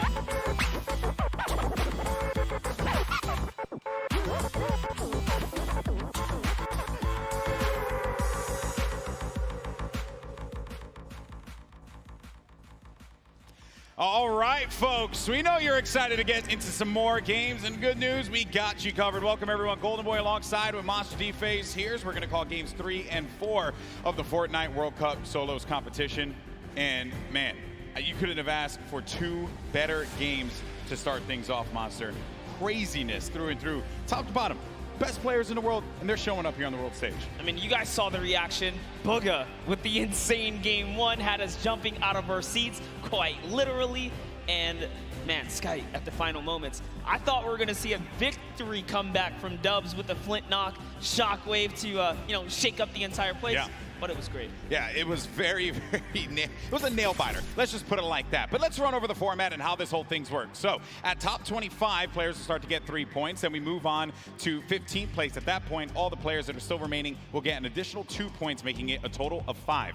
Then after that, if they get to the top 5, they'll add 2 more points to that, making it a 7-point total earned for staying alive all the way until the end. But if you get that victory royale, you get a total of 10 point. So +3 coming out of the top 5 there. And each elimination is going to count for 1 point. So look for these players to play for the placement. Some, like King, want to play if anybody's in chat, and then got the voice cam on the way. The voice cam. $3 million. Face cam on the way. Place prize. 1.8 million for second, 1.2 million for third, and then 1 million as well, plus for fourth. That is crazy. Bruh, just for making it to there, just making it there, you get 50 fucking G's, bro. Like, everyone's gonna go home a fucking winner, bro. Like, everyone here's a winner. We're going to celebrate every single player that has made it this far. If you stepped onto this stage, you are already a winner. The marathon crazy, bro. Like, you're good no matter what. Like, to say the least, 10 weeks, shit, 50 G's, bro. I take a year off. I'm not working for a year. Not just for the competition today, but also yesterday. Now we're already 2 games in. We had mentioned some of the players that had performed very well, right? Your Booga, who had a monumental. I think Tfue was just partying last night, and he don't even care about today. You know, he's just chilling. Everyone else and stay alive. Tfue's a goat, it is Booga who still holds first place, but by 1 point, because Argentina's very own King is looking to contend that, and that is crazy. Hey, I mean, Tfue talking about aggression, this guy embodies it. Yeah, you've seen him time in and time out. It's players like King that really make these tournaments interesting to watch for the spectators at home, for everyone here in the audience. You gotta have your King show up and bring that action all the way through to the end. And it's not to discredit anyone who made it this far. These guys are still in the running. Yeah, it's only 2 games in. Games 3 and 4 are going to be just as important. Players are going to have to step it up if they want to get within the top 20 here. There's just so much on the line. There you see Booga, who's getting ready, getting prepped up. Everyone is so hyped up here at the Arthur Ashe Stadium. And I don't even know what to expect, man. Game 3, like, what are we even going to get? We're seeing early aggression here from a lot of the South American players. Our players that we talked to. Come on, Tfue point of view. Was the South American aggression, the OCE aggression, but this time it's South America that Nah, bro. I've been single for like 2.5 years now. Exactly what happened when King walked Ain't into been Tfue. looking. He just saw I'll him find trying to one shatter later. bomb peacefully to the zone. They were not safe, by the way. They still had to make it through to Happy Hamlin, but King said, you know what? I'm going to pause right here, and I'm going to take this fight. And that is I was in a how the long-term Brazilian region relationship, though. does. Like 8 or 9 years. Do it, man. So. They just want to take the fight. They want to go right at your face. They don't care who you are. They don't. Listen, you can have millions of subscribers on YouTube. You can have all the Twitch Prime subs. You can have all the fame and the fortune. But at the end of the day, everyone that's in that game, they're all equal. There is no upper hand depending on how popular you are, and you shouldn't be treated that way either. You should just go at them with everything you got, because that's what it's going to take to walk out of New York City with $3 million in your pocket, which, by the way, you'd have to have a very Why big do I pocket not have one? I just don't want one right now. Take a look there. Benji Fishy has been showing up. I told him to play to the crowd. I said, play to the crowd. Have some fun with him. Yeah, good to see him smiling. You know, we were there in the warm-up games. He's I know where to find him Benji, now. loosen up, buddy. There goes Mr. Savage. My next chick though, she gotta like Fortnite. Star Vivid, of course. This is a big moment for everyone here. Game 3's close. Nah, man, I'll find my soulmate when the time is right. You know. Guys, give him a round of applause. He waved to everybody. He waved to everybody. You know, that's not bad. All right, so here we go, folks. It's now time to jump into Finally, game number 3 let's go into game number 3. Come on, Tfue. Let's make it to end game, baby. Has begun. The players are loaded up in the battle bus. This is it. All on the line. Let's see who will take away another victory royale. Some pokey in the shot. Will we see one of our 2 winners get back-to-back wins, get double wins? That will be massive for them. Oh man, I'm excited, Monster. And so far, Aqua has been the only player to prove that he can win on a stage of this magnitude. But just to give you guys a little context on the bus here, this is a bus coming from the south to the north side. So all of your competitors are going to get, yes, a fair split at the map here. And that's exactly what you like to see. You want everyone to have a fair shot at the map. So let's go and see as Skype is looking to land here. We saw Skype win that last game. Yep. It's just outside of Pleasant Park. He's probably playing for some ballers here in our top 10 over on the left-hand side here, Golden Boy. Booga, King, Commandment, Psalm, Yeah. one of our competitive veterans doing so great right here. Even with that one win though, Sky is still in 6th place. Yeah, it's wild to think about that that's what it took for him to be able to climb up into the top 10. Only 2 eliminations to his name. Come on, Tfue point of view. Let's go. For the time being here as we head on over to Junction. There's a hot spot there. For the time being here as we head on over to It's not supposed to be on Skype. Come on, what is spot this? there as well. Talked to some players about landing for hotspots. I actually just got word from Junction in the back. King has been eliminated off spawn. Wow, that's huge. That's going to be a real big setback. We've seen players like Alright, Zay EX. and Zap See you really later, man. fall behind yesterday off of one game. Appreciate you not stopping going by, their way. bro. That is rough, man. That is certainly not going to be pretty for him. But hey, you have 3 more games remaining. You just got to shake that one off. Moving on, though, we're checking out the action at hand here. You're going to have Tuzel pushed right in. He's going to make him pay. That's going to be an elimination on to Fledimoys. Well done. Number 1 on the board. I'll be honest, I wouldn't trust myself with that Magnum, but he gets right up on him and hits him in the chest. Here now with Crew. That was the shot. Oh, Crew, no chill.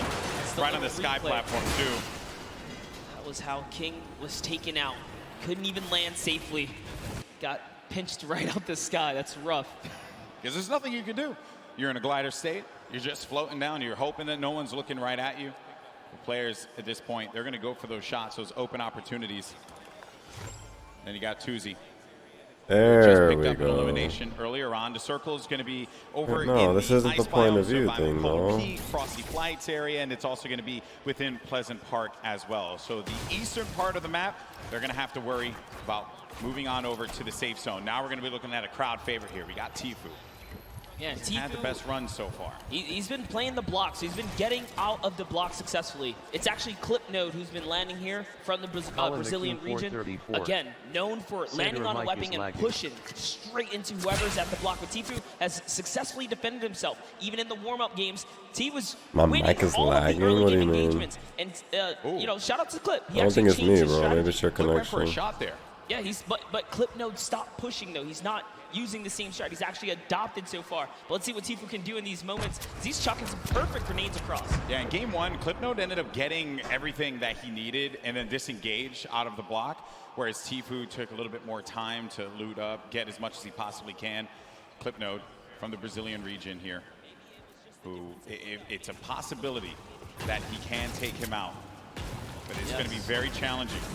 And maybe it was just the difference in loadout. Maybe before he didn't have exactly what he needed. Now we can kind of peek into his loadout here. This is a very strong loadout. He's got everything he needs to stick around and take this battle. And that's why you see him playing with such confidence now. And this could just be his game. And it was also admirable of him as well. You know, qualified week 9, last chance to do so. Argentinian player as well. Then you got Bro, it's supposed to be Tfue's point of view on right in this. front of him. Happy Hamlet. The Where this hell? fight's going to be taking place. As Clarity G probably made it to the end game in game 2. Had high ground there for a moment. Thought he could have pulled that one off. Mr. Oh, Savage now they put it has on eyes Clarity Tfue. G, What does the put fuck, pressure on him. Now bro? Clarity's Take picking up the forever. deal with the player that's behind and in front of him. So just shadow bombs on out of there. He's going to have another one to use as well in case he needs to pop it, but it doesn't seem like anyone's going to be paying any attention to him for right now. There's over 6 players landing at Happy Hamlet, but we're jumping right into this battle right here. Unknown Army, who has had the time to prove to the world that he is here to bring the heat. Early on in our competitive days, Unknown Army Yeah, was Tfue known point of view back up, baby. This is it, man. Unknown Army, one of our first controller players. Actually, he was our first controller player to qualify for the Fortnite World Cup. Perhaps this is going to be the opportunity that he was looking for, Monster. Put himself on this stage.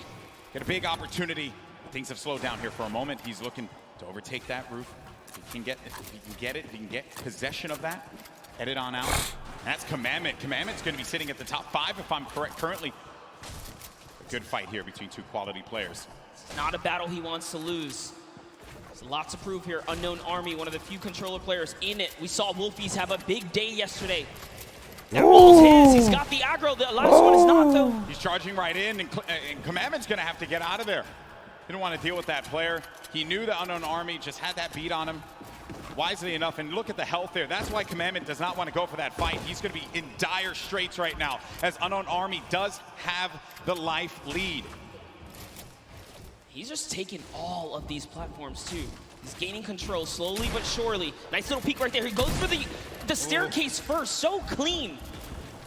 Doing this all with a controller.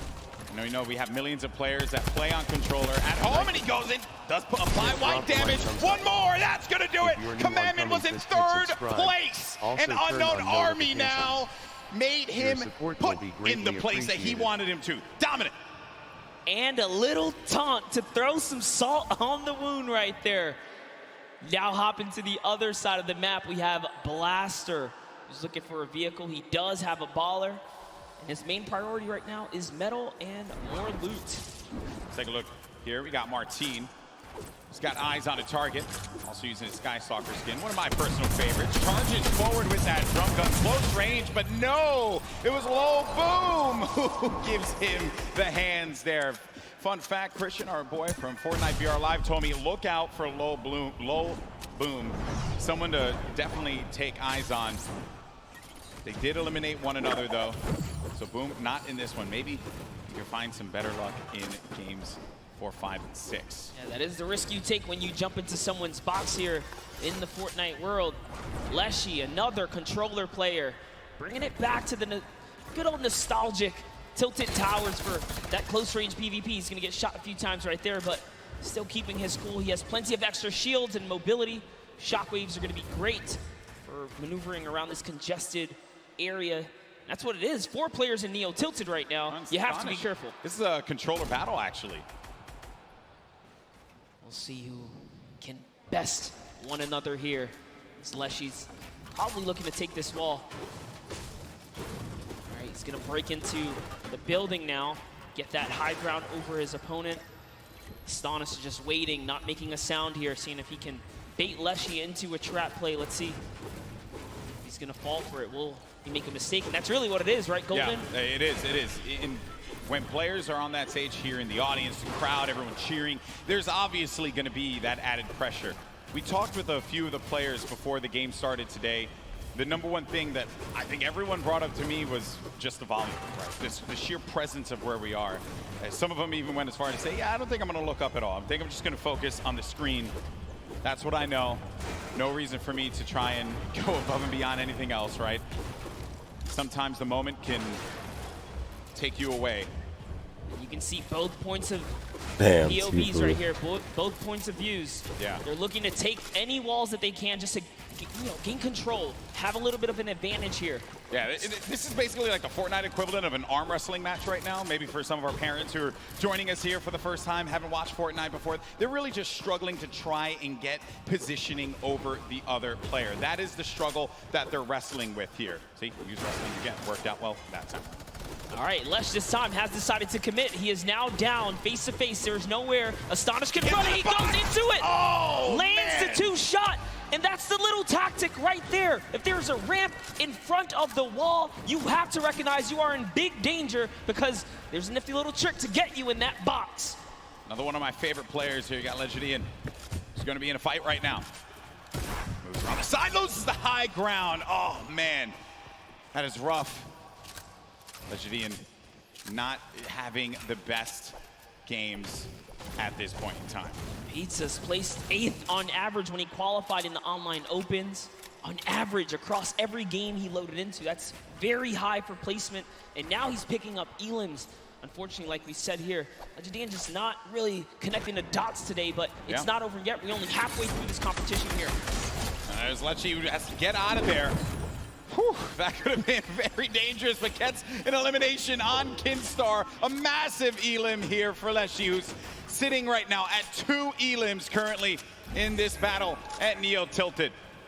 Representing for all the controller players across the world, Leshi, very dangerous.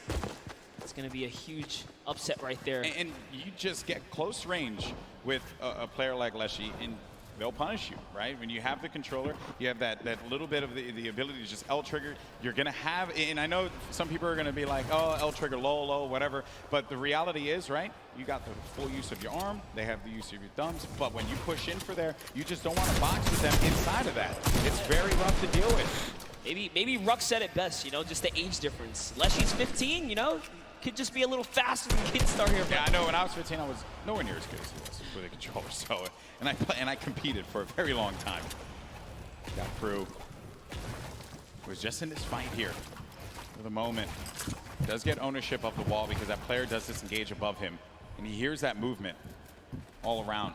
You also get an eye on the bottom right of your screen. You can see the mini map where players are going to be located. The player we're typically on is going to be that white triangle, but that blue triangle, that other player goes right in for the fight, is going to knock down the shield just a little bit there. He's going to have minis to be able to top himself back up.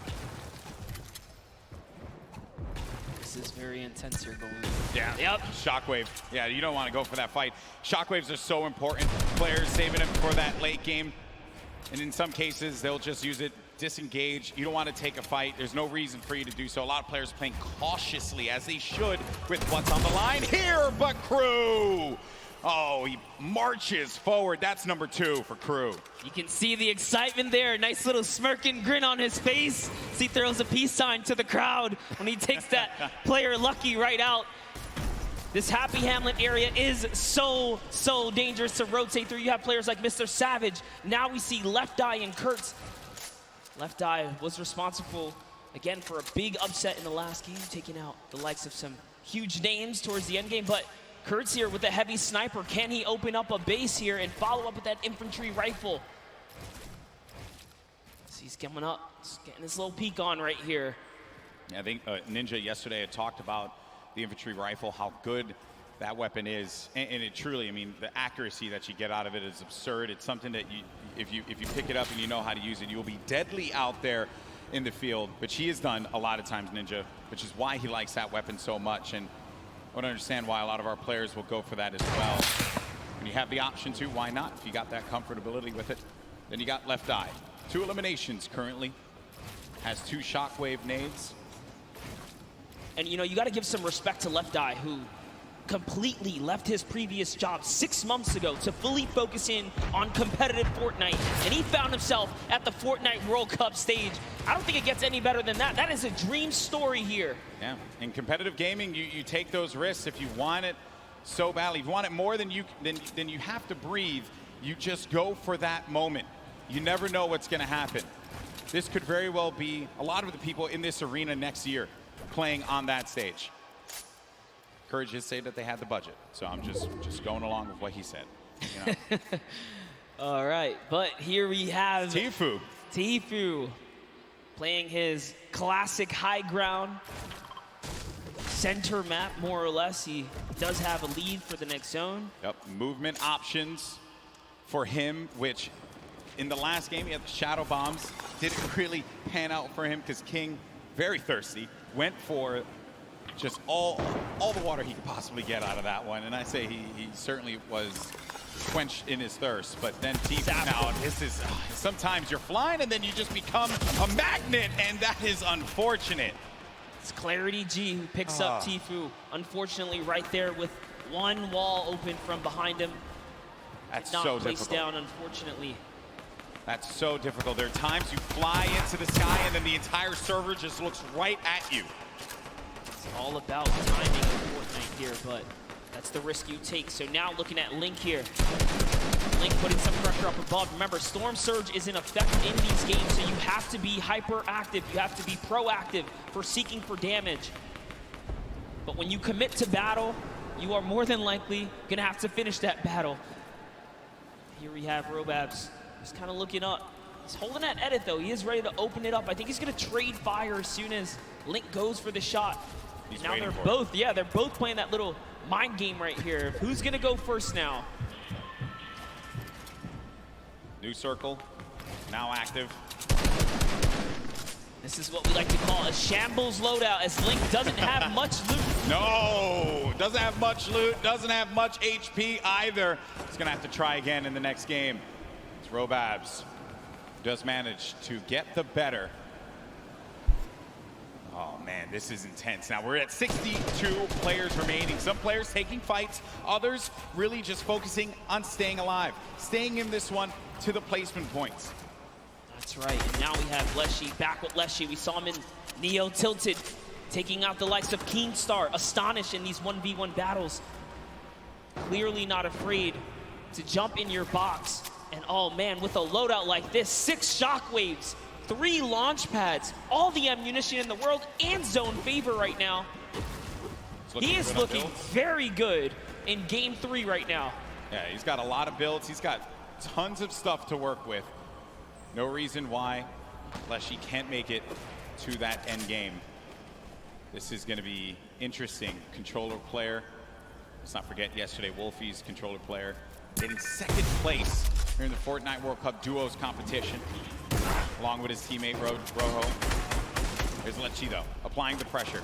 With that shockwave nade, he gets right on top of a nice spot, nice position, kind of planning himself, understanding a player's going to be around there, but now all these players looking right at him as he just has to play defense. No choice. Gets tagged up a little bit, loses some of his shields. He'll be okay for the time being. The amount of players you see on the stadium side that once he's shown his self to that angle right there and everyone just collapsed on him, that is so scary. And it's still coming in, but he's fending himself off, punishing another player off to the east side right there. Here's Leshy. If he can figure out that that player is the same one that just tried to make a move on him, could spell disaster for Evil Mare. Evil Mare doesn't have much to work with regarding health, right? He's sitting at just above half HP. Right above him is going to be Clash. Got Peasus as well. Down low on the flooring. There's Clash. Good loadout as far as weaponry is concerned. Also has that glider with the HP that he has currently. Ugh. Might want to take advantage of Shadow Bomb or something like that rather than exposing yourself to the sky. But this is another play from earlier on, I believe. Or actually, no, Storm Surge active currently, and we are in live. Apologies there. So he's sitting on 2 ballers here. You see one here. He knows his opponent's gonna have to go for one, but I guess a little bit of scouting there is gonna realize someone's waiting, baiting all of the loot as well. Also off screen, Leshy did take out Evil Mare. You mentioned that before, Monster. Ended up happening. And then Storm now, 65 HP. Where is this player that went in for the fight? It's Wakey. Wakey's right nearby. Storm and Wakey are sitting now in the zone here. Biding time here. Wakey, 3 eliminations, tied up for the most elims in the game so far. You have Wakey, Leshy, and Aspect, all at 3 eliminations so far. Just under 50 players remaining in game number 3. Players have boxed up. They want to play this slow game.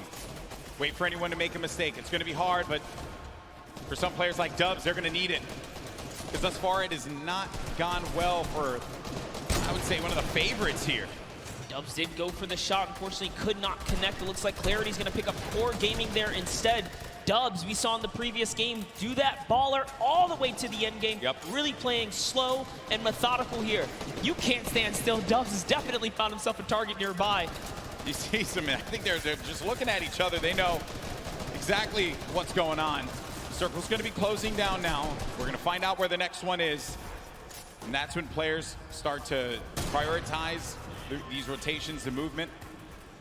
Dubs does have a baller, which has been his strategy. He did it in game 2. He had the ball pretty much all the way until the end there. Got shot out of it. But it did bring him to a 2nd place finish. Another top 3 finish for him, top 5, top 3, maybe even a victory royale, right? But ideally that, He tried to catch him right there. You saw that? He wanted to put him in the box for a second there and take it. Trapped him right there. Player will have no idea what to do at that moment. That's actually pretty interesting as well, because Class is desperate right now for an Elam. He has to really feed off of a Siphon. He doesn't have any other way to heal. Even taking the safety edits, making doorways so that he doesn't expose himself even for the slightest bit. 84 builds left for Class. Tons of builds here. And then the Storm. Now the Storm starting to push. Look at Leshy still going for shots as players are moving about. I think I saw a player get right in his face. He did pop that Shadow Bomb. Now we're going to game 1 winner, Booga. dealt 420 damage in this match. Hasn't taken a single shot. One elimination for him right now, as now the action feed begins to fall. You see so many names getting eliminated one by one. Bizzle out of this one. That was from Lecce, who's having one heck of a game, taking out some big names. And it is really going down right here. You can just kind of breathe in this overhead view right here. Man. Bella EU doesn't even realize he has the high ground right now. Clarity G just nearby as well. Bugga at the upper layers in this end game, just trying to avoid that lower ground congestion. Yeah. All these players are just slammed in the middle right here. As Andretta gets the high ground. We haven't seen much of Andretta so far. But you got to be careful. Those shockwaves will really sting and take that placement from you. Yeah, he has been laying low so far, but does manage to maintain the high ground. Lost it for a brief moment, but wisely enough went outside of the storm to regain some of those builds. On the right side of your screen, you got Bugga and Lecce. Lecce, a great game that he's managed to put together with 5 eliminations. Bugga, your game 1 winner, maybe looking to get a second win on the board. How massive will that be for your current first place player? Lecce just picked up his 6th elimination now. He is really popping off right here. That was on Hoodjay too, a big player there, and a big connection for him. Lots of builds to work with. Bugga does get another one. That's Kinzel. Right through the trap he goes. Bugga, one of the superior box fighters in the Fortnite competitive scene right now. Lecce went up for the high ground. If you see it on the left side, he went high ground. He does get possession of it, but ends up getting hit there by Andretta and finally eliminated. But what a run Lecce had in this game. Finally comes to a conclusion when he went for high ground. Now it's Bugga again with 11 players remaining. We're about to get into the top 10 here, Monster. Bugga, last we saw, he does get taken out right there. Unfortunately, it's Peter Pan who takes him out with 6 eliminations. Peter Pan, the dark horse right now. He's gonna get wiped out here too, but it's still a great game. Wakey, who we saw leading in eliminations at one point, is still popping off as well. Skype's in this one as well. Maybe he's gonna get a back-to-back win. Riverson, he's got the high ground, he's got the explodes, he sees players, he has 11 builds, so he has to be very conservative with this. Does pop that player in the baller, forcing them down. Going in for the engagement now. More explodes, 5 remaining left. Player lands in front of him, and he tags him up for a lot of shields there, and Riversand has to reset, needs to be careful not to get hit by that storm. Someone's gonna be above him! He's too good! An elimination onto Skype. We're now sitting at a 1v1. 2 players left standing here. Who's it gonna be down low? It's Dubs! It's Dubs down low! And Riversand has Dubs on his site! Who's gonna get the win here? Riversand navigating, tarping. He has 7 builds remaining. Dubs trying to play defense, giving himself any kind of cover that he can possibly maintain. But Riversand, a few more explodes remaining. That could punish Dubs. He's really trying to keep him down to the zone here, Golden Boy. Oh man, this is it. He sends another one out, and they're just telling him, you gotta run. He goes into it. He's still holding position. Dubs has the high ground, but he lands in front of him, and Dubs gets a victory royale on the world stage. Absolutely incredible for Dubs to connect. Finally hits all of his shots, and nearly a back-to-back performance right there. That is the kind of comeback story you want to see here on the main stage. Prove to the world that you're the greatest to ever do it. But you gotta give credit to Riversand. Second place finish for him there. Had the high ground, had the explodes, but it was Dubs who managed to get the better of Riversand. And look at this unfold right here. Riversand had the Rockets looking right at Dubs, and Dubs just needed to play defense. Riversand had no more builds to work with, and Dubs recognized he had the high ground. He just needed to go in there for the clothesline, and he nails it with that green pump. That is the name of the game. You cannot miss your shots when you fully commit. Dubs and Mega sitting side by side. What a better player to have nearby you. Arguably probably his best friend right here in the competition. Hey man, that was nuts. What a game from Dubs. And what a journey he's had. 4-time qualified. We know that he is a unit when it comes to solos. Finally getting that win. So second place in game 2. Game 3 gets first place. He has to be feeling very good about that. That is the kind of performance he was looking for, and it must feel good to finally solidify a victory over the course of the weekend. Yeah, it's like it's just a load off your shoulders, man. Honestly, because I've been talking to him quite a bit, and he's like, I just want to get this win. Now with that, Dubs goes up to 3rd place. At the top, though, Sky, he managed to make it to the end game, as well as Booga. So, our 3 winners, 1, 2, and 3, in the order of which they took their victories. Game 1 was Booga, Game 2 was Skype, and Game 3 was Dubs. 19 points, 1 point shy of taking 2nd, and Booga, way to hold on to that positioning at the top of the mountain. King is still here too, as is Psalm, as is Commandment. They've all been in the running, but that was a great fight to see the West and the East clash in those final moments. I love it, man. I love it. Another, we look here at 11th through 20th. Epic Whale, Fwexy, and Issa all managed to get up in the standings here, as well as Left Eye and Wakey. Oh, what a game that was. Game 3 did not disappoint, but I did get word that we have Dubs standing by with Jordan Fisher to get his thoughts on that win. A massive, massive victory royale for Dubs here, a definite crowd favorite. A lot of people really excited to see you play today. 2 games in a row, 1v1 situations. Obviously, you're playing for placement here, and we're seeing this action happen in real time. Your baller maneuverability, you're staying in the baller for so long, obviously helped you win that right there at the end. Yo, the Rockets are coming down on you hard. What are you thinking in this moment? You trying to get high ground? What's going on? Last game, I was just purely playing for placement and try to hold out in the ball, and it worked. Obviously, we got that victory. Okay, going into these next matches, you're sitting in a pretty great position right now, if I do say so myself. What are you thinking? What strategy going into this right now? I'm just going to keep trying to play consistent, and I should be good. Golden Boy, Monster D-Face, it's feeling amazing down here. How's it feeling up there? I think the feeling's mutual, my friend, because these have been about when it's just you, the game, solos, competition, the way Battle Royale was meant. Dare I say, to quote Dr. Lupo, the ultimate Battle Royale experience. There's just no room for error in solos. There's no, buddy there, no battle buddy to come pick you up when you get dropped, when you get sniped for making an error. You cannot make a mistake. And we saw this sign earlier today. The Dr. Lupo is not. He's not old. Hey, dad fam out there. He's just a little elderly. That's all it is. As am I. So, what a game that was. And I understand, though, we actually have Cam standing by with a special announcement. Sundown, what's up? Thank you. Thank you so much, Golden Boy and Monster. And while we're here in the midst of the largest Fortnite event in history, you're probably wondering what comes next. Well, as we said before, competitive Fortnite isn't going anywhere.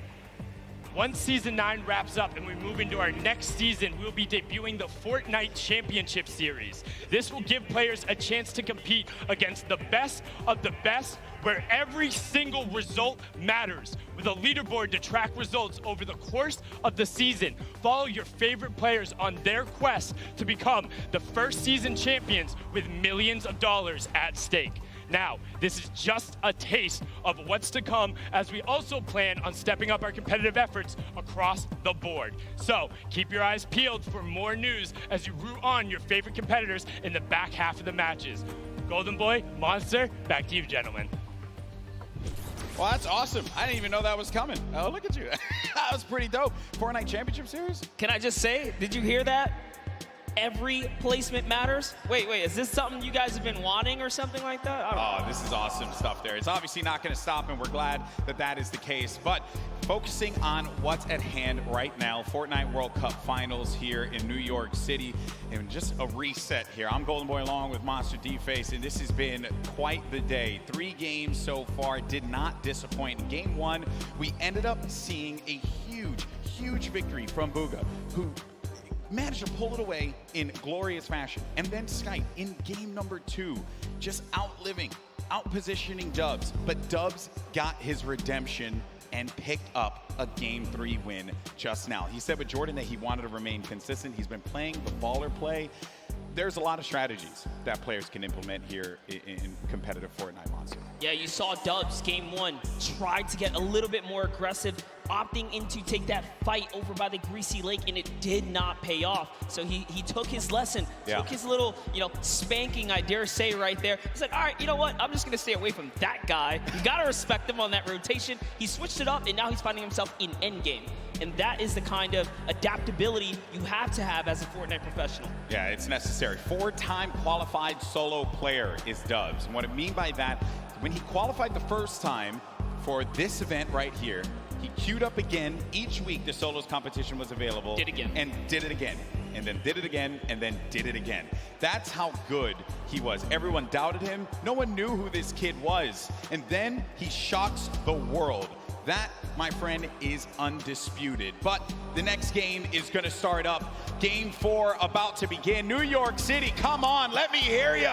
It's about to start. It's about to kick off. These players need your energy. The battle bus is getting loaded. And look at everyone in the stands. What about that Marshmallow concert earlier today? Incredible stuff, that live performance from him. You love to see it. But this has been a wild day thus far.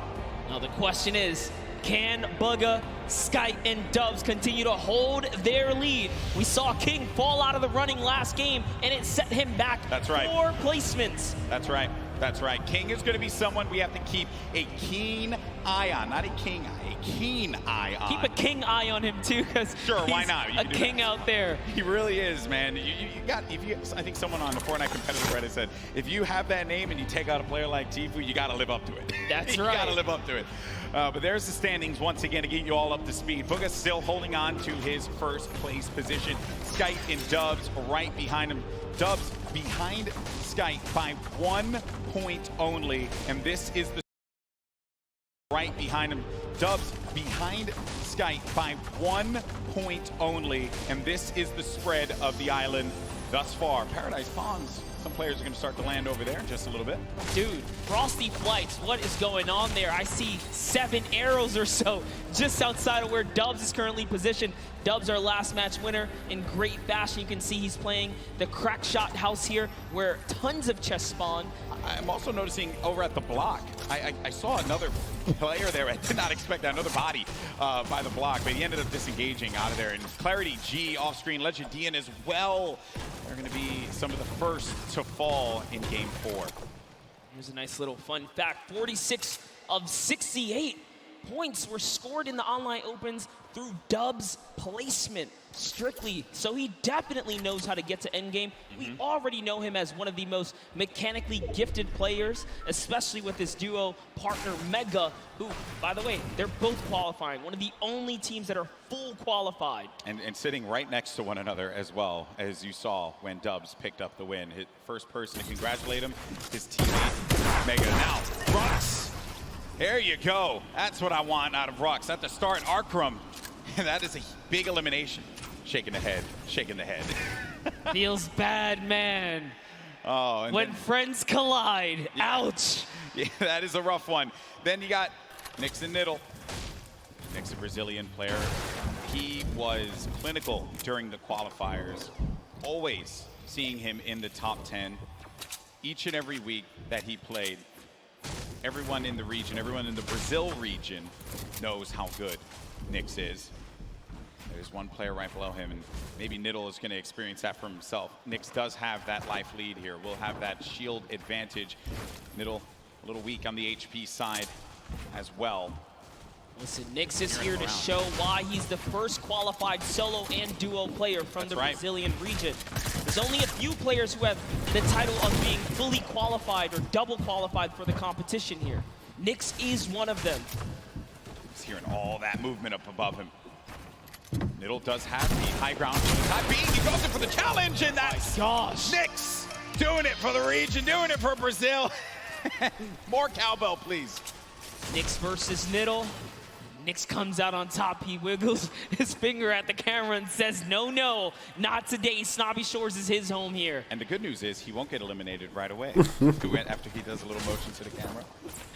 Yeah, I love you, buddy. No instant karma for him. No instant karma for him. Taking a look at Moffin. far. Few players representing the Asian region here. Japan as well, 15 years of age. Got a lot of great players from Japan that have joined us in New York City this weekend. Tons of young competitors. We saw a great performance from Sinnoh and O-King yesterday, but Letwike and Twins, they've really been going at it here and in Paradise Palms. The only players here, so the winner of this one's gonna take it all. 7 builds for Letwike currently. HP, little dire. Twins also gonna be in a rough spot too, and then won't get an opportunity to be able to pop that big potion there unless he goes for it. Okay, he's making it happen. He's going for the big potion pop, and he does get it. That's gonna give him a slight advantage in this fight. The difference was no hesitation here as Letwike is going back in it, even with the health disadvantage here. Oh, that shield's gonna be gone out of that one, Monster. Let does go up above him, and no! Twins got caught looking, and that's Let who will benefit with that Chug Jug. I'll tell you this, so much confidence. Confidence is key when it comes down to these PvP battles. He just went all the way, he was committed, and he was, you know, hell-bent on getting the win there. But Ghost Issa, we haven't seen any Shifty Shafts action all weekend long. Good to see Ghost Issa here on the main stage, as he deserves as much love as anyone else.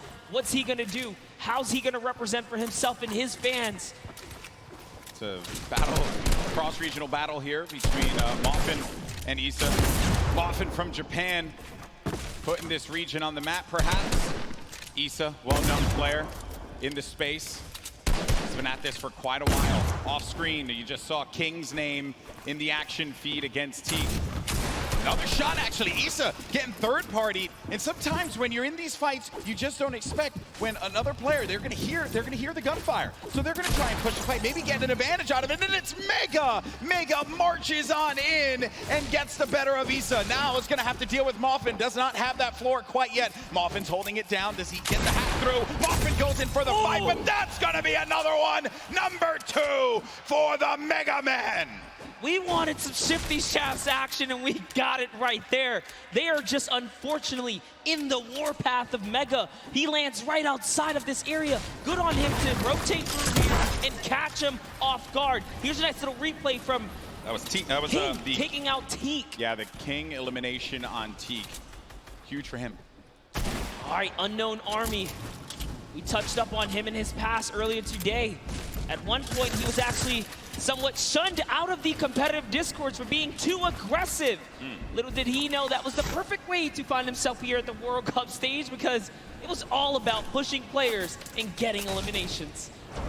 Everyone has their opinion and strong opinions on within the competitive community. I'll tell you this, he came right back as being everyone's, you know, favorite friend all of a sudden. That's good, that's good. Obviously, it's, you know, this is a competitive game that is still continuing to evolve and grow. Players, you know, trying to learn one another's personalities and stuff. I understand we do have a replay, though, from one of the other eliminations that had happened earlier on. This is Pika. Look at this, Pika jumping forward, finds one in front. That's the third party, and this player now having to look at Pika, but that was nasty. Pika made him pay. Pika ordered a quick 2-piece chicken nugget, and Aqua was a part of it. That's so unfortunate. Aqua's really been struggling so far in the solo competition, but I'm sure it's a breeze for him now, being that he had such a huge day yesterday. But jumping in with Zayt here. Right now, Aqua's playing with house money. That's what we like to say. There's a huge performance from Zayt yesterday, but unfortunately for him, not going to be the case in Game 4. Hood J, his first elimination is on to Yo, what up, Heart Killer? How you doing? Greats. Zayt, but the fight continues against Dracons. It's an artillery strike right here, and Dracons is going to have to back up here. As Hood J is going to get a moment of peace, because he's in the lowest level. He doesn't have to worry too much. Dracons trying to axe his way through the middle, and he's trying to loot right there. That's his loot, respectively, if he can snatch it really quickly. But no, he's more focused on this battle right now. And sets up a cone as well. And Dracons, you know, from the Brazilian region, so there's just aggression. That's what they do. They'll go after the fights, and they want to get in your face. They don't care. They don't care what region you're from. Absolutely loving the rhythm right now. He's really messing with the cadence of his axes, but he's going to get punished. And now he's the one who's on the defense right here as he backs up and takes the defensive stance to go ahead and heal. Doesn't have any shields, no minis, unlike Hoodjay, who has 2 more remaining. As well as some bandages. Allow him to bounce back. He's got all the mats now, Golden Boy. Yeah, he's got everything to work with.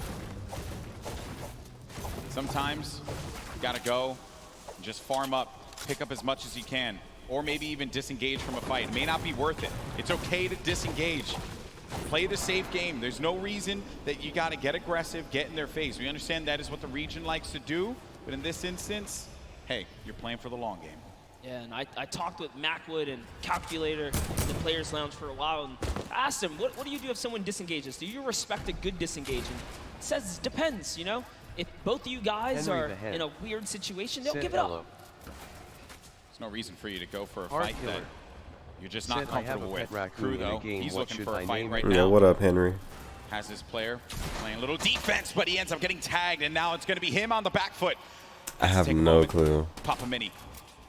Name it Bob. For him because he still has full whites here. He did not lose normal health points. It was just his shield that was ripped off there.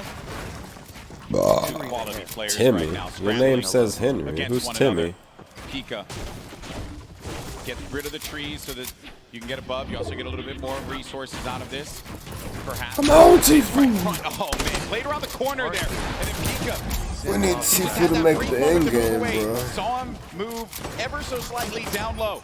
Just saw the tip of his head. Yeah, sure, Heart Killer. Versus Crew. Crew, a double qualified competitor here. Didn't play in the duels competition yesterday.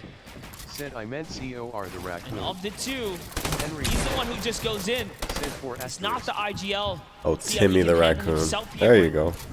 Timmy. He's playing solos now, and he's in the zone. He's found himself in the zone. Yeah, they're going to get ticked for 1 in the zone, and they're pretty far from it. He doesn't want to play off that camera angle, but he's going to chuck a brilliant grenade right there. It's going to open up the box. Now you're inside of the Storm Monster. What do? You're engaging in this fight. You're losing health little by little. What's the play now? Oh no! Got the med kit, but he couldn't connect. The play was just to go for it. Pika gets the better, but he's going to continue to tick for health. Does have a launch pad though. Can fly back. He's really far from the safe zone. And I just gotta say, that was Crew's game to win. He managed to turn it around and get that right camera dominant angle back, and he could have had it at that moment, but Pika's prime positioning put him over the ramp. He lost sight of him, and he let his guard down, and he got punished for it. And this is from Pika's perspective and how he got the better of Crew. With the burst SMG, see you later. I later. happen to favor quite a bit. I like it, although oh, here we go with King again. Failure sometimes, so I'll pick up the burst SMG. It won't really end that well for me, but for these players here, they know how to take advantage of each item in Fortnite. They're so good. Let's go, Tfue. Really working with what's in front of them. Now the format, as we mentioned before, we're pretty far from it. Okay, so when you get to 25th place, that's when the placement points start to tick. But each elimination is going to give a crucial point. These have been some low point games. If you watched the online qualifiers, wondering, man, we're seeing players got sunburned. Oh no. 70, 80 points, even 100. You didn't use no sunscreen or Those are nothing? the online qualifiers, a different format. These are the best players in the world going against one another. The gameplay is going to slow down just Should have brought you an umbrella or put some sunscreen on, man. Crazy. Yeah, this is definitely that time in the game when everyone kind of positions up and the heavy congestion begins, but King doesn't care about that because he's King. He's looking for a fight, and arguably the worst zone to fight in, approaching zone 4 and 5 here. Oh man, that's crazy. Savage. He's a savage. He does not Maybe you were just in the sun just maybe a little too long. I don't know. Sun's pretty violent these days. Sometimes you don't have to be that thirsty. You can move away. I don't feel bad, man. Tfue, he was probably partying all night, man. Everybody's a winner regardless. Tfue, he changes his angle there. he was just partying, man. He's just been having a good time in New York. In on you, just losing or pushing that He's still a GOAT in my eyes. I don't give a fuck. Oh, I like this. Tfue's a fucking goat, bro. He's just master at finding angles here. He's just looking for the best way to break apart his opponent right now, and he's really playing mind games. Now, suddenly, this guy doesn't know what side he's safe on. He's losing all forms of real estate right here. You know, King, he just constantly wants to be in you're at the face. beach. Oh yeah, He's that'll done do in it. Each game that has happened, and he always seems to just know where everyone is. Like that is a trait that you know, a lot of the players that are up here, they do have it, but in this South American region like this, where there have been obviously not a lot of players coming out of this for this particular tournament, I think King has put this region on the map without a doubt. He is truly representing here. This King's tracking is phenomenal. He's still keeping track of Tfue here. Now deciding he's going to replenish some materials and refortify all of this area. Sanctioning to himself here. This is why he's in the running in the top 10 here. We saw him get taken out earlier before, but this is why he plays the high risk, high reward. And if I'm being honest, that's how you take first place. You put it all out there and go big or go home. Everything goes in your favor, honestly. Go big or go home. King, fight over on the mountain there. Tuzi's next to him, as well as Keenstar.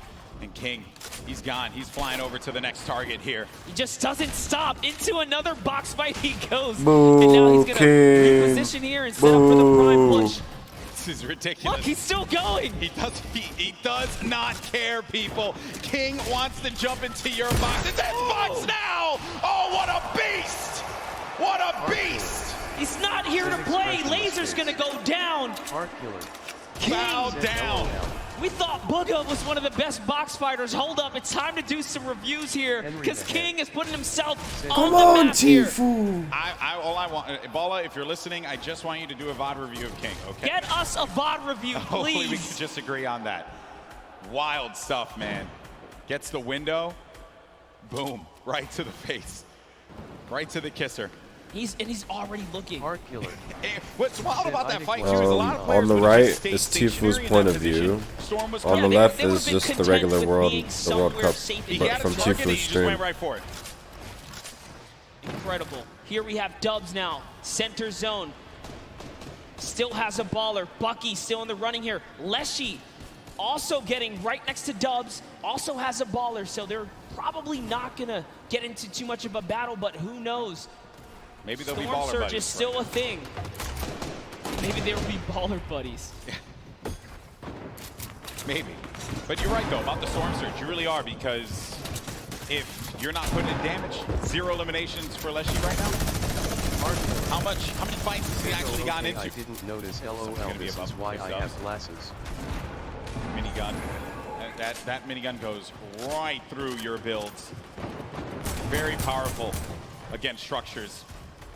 Dubs, only with 2 eliminations, is actually the match leader, and that's because he's just pinging other players. Yes, just damage leader. And we just talked about Storm Surge. That's why you want to be proactive. You want to shoot at anything that moves. Because realistically, you don't know when you're going to find yourself in that precarious situation where you have to push someone like pretty much with, you know, without wanting to. And we were talking about this before we jumped on the cast. I think it was Zayt we were discussing. He's really good at not putting himself in a position, but still to get hurt, but still take shots. And Benji fishy against Storm.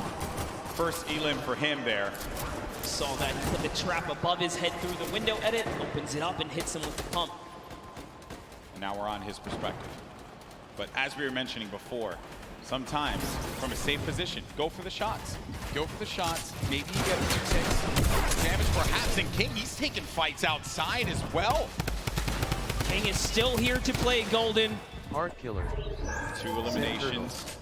53 builds for him. Running with that blue combat shotgun. Great range on that item. It's far away though. Let's go, from where the Tfue. We got half-out that circle's gonna zone, be. We're in baby. Zone 5. Okay, no we don't. This is when things start to get a little crazy. Wow, 2 guys have zones sitting over there, bro. As an option here, is he looking for people on the move and then punishing them? Maybe trying to get the community launch pad, perhaps, if someone throws that down. What is he looking for here? It really wouldn't even surprise me if he's just looking for elimination to recap on materials right now because he doesn't have enough to fool. Yeah, baby, let's go, Tfue. Knowing his playstyle, he's probably gonna want to push here. And there it is. He actually found a launch pad, so his game awareness was at an all-time high here. And take a look here. Tfue, nice little replay right there. Yeah, baby. First point, as a matter of fact, against Kurtz. Tfue on the board. The king. What are The king, baby. He ain't got shit to prove, guys. He's just having fun out there. Great neighbors. Paying attention to what's going on here. Can Tfue make a big comeback for himself here? A little concerned about that player who had edited out. And Tfue did have the mark on him. That guy, though, you hate that one. When you just get focused on so much. You're out and about, trying your best to stay up in this game. And then everyone looks at you, and Tfue again, he's doing damage, but he's not getting the elimination. Other people are siphoning those away from him. Yes, Prisionero was just snatched from him. That's another point that unfortunately does not go his way here. He does have some shadow bombs though, so he will be able to make it to this next zone. He decides that he's close enough to try and tarp in, but now he becomes the target of the server because he's only building in wood here. People can take note of the structures being used. That will give you an indication as to where they are currently. Players do build around 2-box metal, perhaps. Metal, the strongest structure. In case you're wondering, maybe you're watching for the first time, wondering what's going on here. Your Game 3 winner, Dubs. 2 eliminations, still has that baller, but it is a very weak baller. I mean, look at that thing, it is cracked up. Not only that, he doesn't have health either. He is very, very weak here.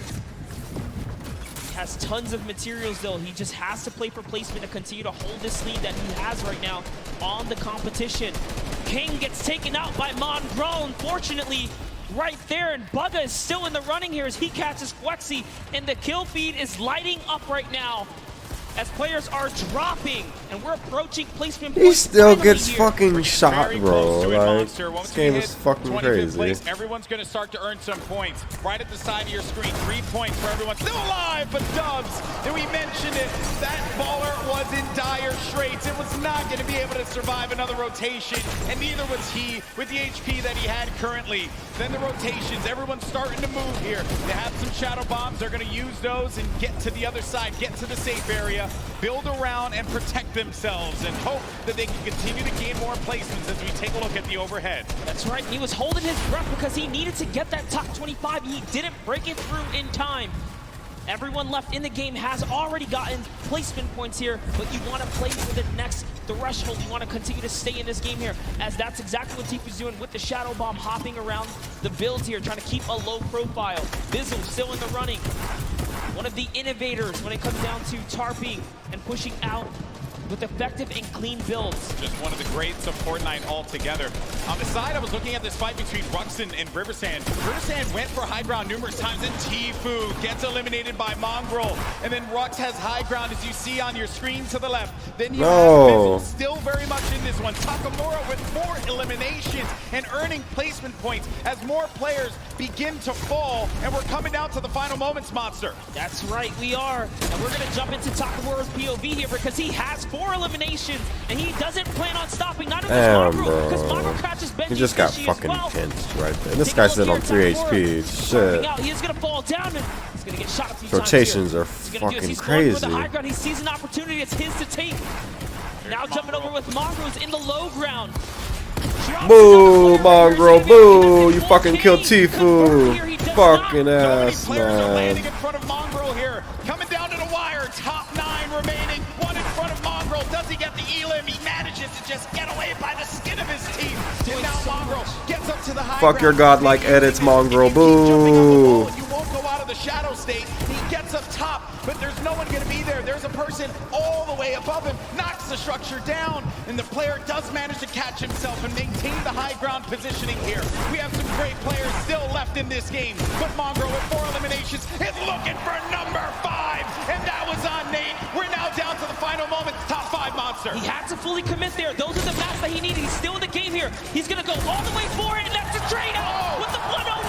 Oh my gosh, he's fucking popping off now. We're into a 1v1v1v1. Top 4 players. Mongrel's gonna take this shit. He's gonna fucking take it, bro. You better not fucking lose now.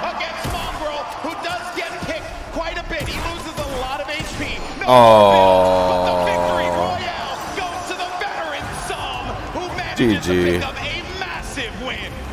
Using the shockwaves in the final moments to snatch the high ground, Psalm claims a victory, but it's Mongrel who had a ton of eliminations and really was the ruining factor for so many of our top 10 competitors in that round right there. Mongrel was running roughshod in the ultimate low ground, but it's Psalm, the vet. He has performed in so many competitions at a high level, and it's no surprise here. When Psalm gets that high ground, everyone needs to look out. He's so good at that. Mongrel had no builds left. He had no HP to work with. He did the job he needed to do. Top 2, he got second place and a bunch of eliminations. And Shockwave's late game again, Monster. Such a great piece of equipment that you can use. Love that right there. Stands up, flexes, hits us with the let's go. He's feeling good. And that's a huge accomplishment to take a victory. And just you only have so many opportunities to win a game here. Just to do that alone, it's magnificent. Yeah, it really, magnificent is the best word. Standings though, Booga still holding on to first place. Look how far ahead he is, 8 points currently, but Psalm now jumps in to second place, Nate in third. Riversand, who's managed to put together some great games, is in fourth. Rux as well, Epic Whale in sixth. Skype and Dubs get knocked down to 7 and 8, and King, who has been very aggressive, is in 9th. And then Peter Pan from South Korea in 10th place. Doing so good. The last player we saw in 11th place, Epic Whale, shot himself up to that front page, guys. So don't count out Andretta, Benji, Savage, or anyone else here in the top 20 because they have what it takes. Look at how close the point threshold is. I'll see you later. Everyone is in the running for top 10 right here. And that's life-changing prize on the line here. The stakes are so high. Yeah, the gap is so small. Oh yeah, I remember Facecam coming really soon. Should be here in a couple days. Get into the top 10. 2 more games remain. I wonder who's going to take it all, but let's go down to the stage. We got Jordan standing by with our Game 4 winner, Psalm.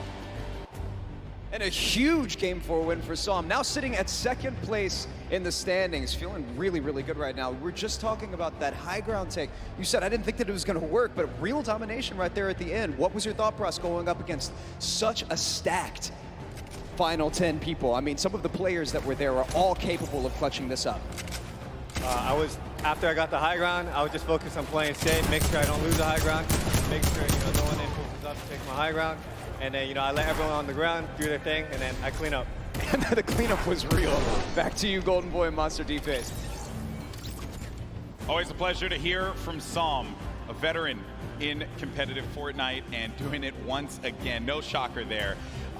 You take the risk, you make the bold play, and sometimes it pays off. And in that instance, it definitely did. He's coming out quite pretty from there. I believe, was it second place currently in the standings. That was a nutty game, man. He's been in top 10 this whole time. Since the competition has begun, he's been chipping away at placement.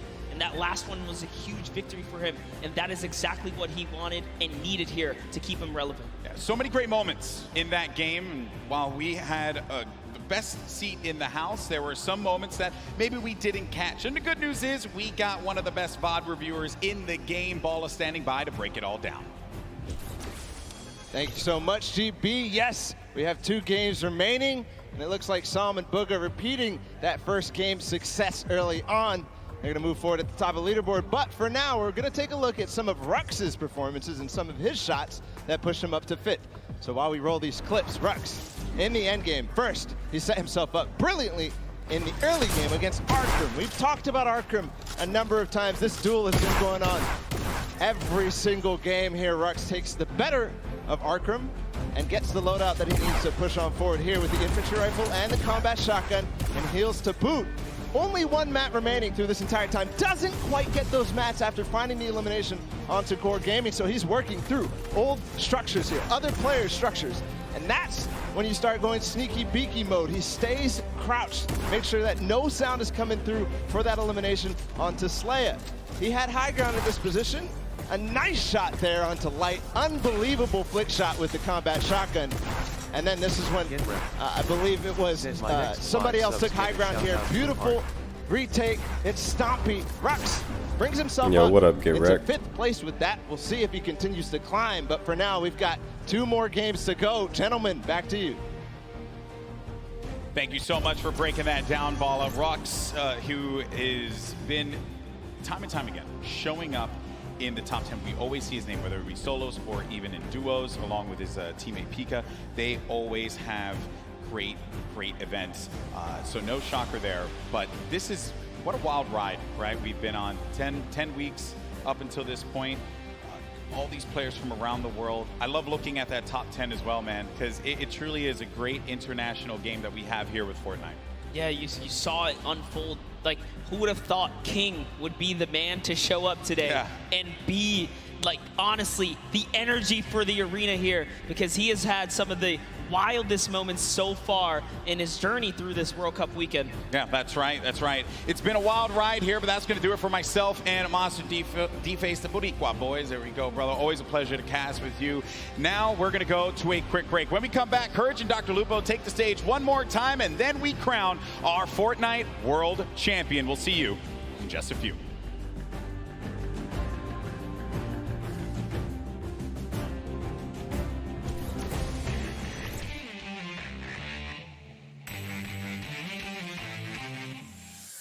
Hello, Fortnite fam. I am PookieFace_. I am joined here at the front of house with David, and we're going to talk a little bit about how all of these systems work, how we are bringing the Pro-Am, Creative Cup, and the World Cup to you guys this weekend. So David, nice to meet you. Thank you for joining me here. What do all of these buttons do behind us? Tell me a little bit about what all of the technical things are here. So basically this is controlling all of the lighting and all of the video for the entire show. We're pushing out all the videos that you see on all the screens, any camera shots that go up there. And then we're also making sure that all the lights are at the right levels for player faces and everything else. So it's your job to just make everyone look great, is technically what you're saying. Absolutely. Now, I know that you have some facts about the lights, the LEDs. Give me a little bit of some factoids about how all of this production pulls power and, you know, what goes into all of this. Absolutely. There's about 1,200 lighting fixtures in the room currently. We have about 18 4K video outputs to go to all the big screens. We're running about 98 million pixels worth of video space, and it's taking about 2,000 amps of power, which is about enough to run about 15 homes. Thank you so much for taking the time to speak with me today, introduce me to all of these working parts. But there are so many more things that go into all of this. So when you guys are out in the stands watching the World Cup this weekend, you have David to thank for everything.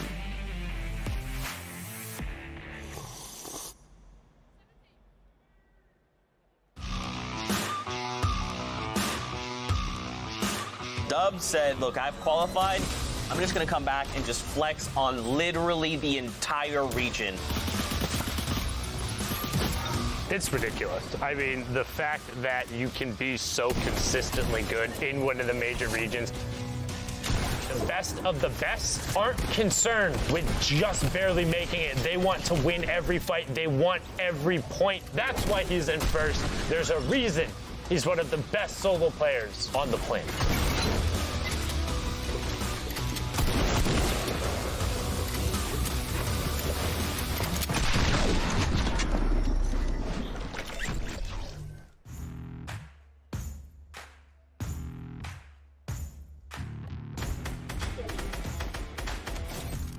안녕하세요. 저는 이제 팩스폭스라고 하고요. 저는 아시아 서버에서 이제 뉴욕 진출했고요. 이제 나이는 17살입니다. 저는 이제 위크 1에서 이제 처음에 솔로 4연승을 해가지고 초반에 이 점수를 거의 다 따가지고 그냥 후반에 맘 놓고 하고. 4 victory royales and he averaged 8 elims. Obviously first place. That's unbelievable. 이제 아시아는 스크림 같은 게 없기 때문에 저는 연습을 제대로 별로 못했기 때문에 아마도 일단 운에 맡겨야 될 것 같습니다. Hi, New York City. Oh, okay, Factbox. I'll take you out for a good pizza. I know a couple good spots. 이제 한국에는 포트나이트 유저가 별로 없는데 진짜 응원하겠습니다.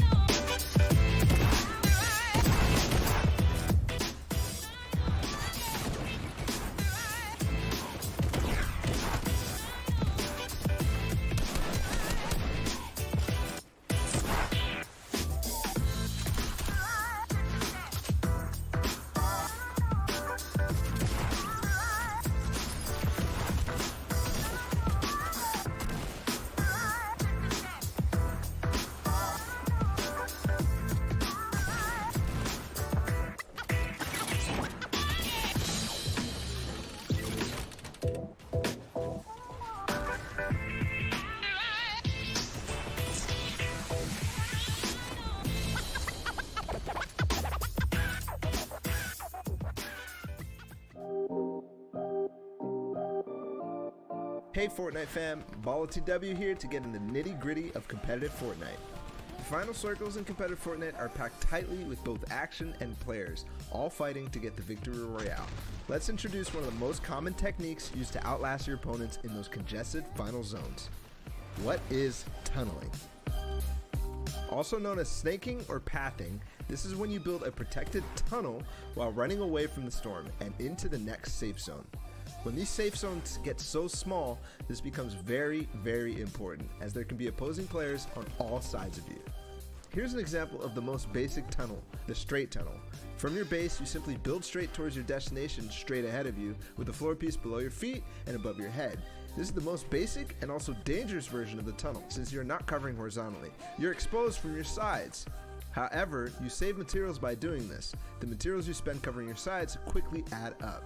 Then, if you need to go diagonally to get where you need to go, you'll often see players do the diagonal tunnel. At its most basic, it's very similar. You're just changing directions as you go, once left, once right. This is very useful since sometimes you'll encounter enemies that you want to get away from on the road to the victory royale, or the next safe zone is in a diagonal direction. So just change directions and move, but make sure to stay safe from the storm. Now we talked about how you're exposed from your sides. In both versions, you can add walls to either side, or both left and right, or even in front as well. This gets really hard really fast, and this is why it's so impressive that not only are these high-level players tunneling so fast and without error, but at the same time going for crazy plays on unsuspecting opponents to rack up elimination points as well as placement points. It's a lot to take in, and oftentimes they do things so fast that you can't even keep up. Watching players like Cease, Bizzle, Mongrel, Benji Fishy, and all the players playing in the Fortnite World Cup Online Open play from their tunnels can be jaw-dropping. So there you have it, tunneling. One of the most important skills in competitive Fortnite. It's pretty simple at its core, but at the high pace of these congested endgames, it gets complicated. That means you need to practice, and make sure to hop in creative mode and do just that. You can practice it in the open on your own island, or use one of the many amazing pre-built training courses that creators have made. This was BallaTW, and we'll see you in game.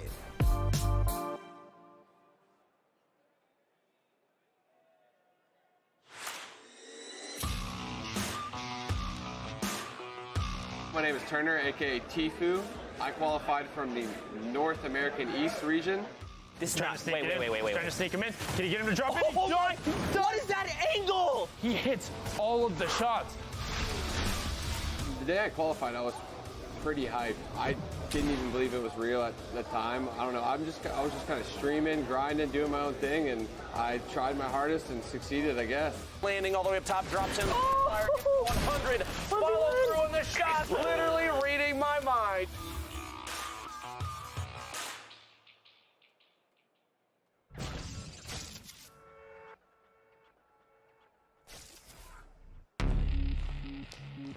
He's a special player,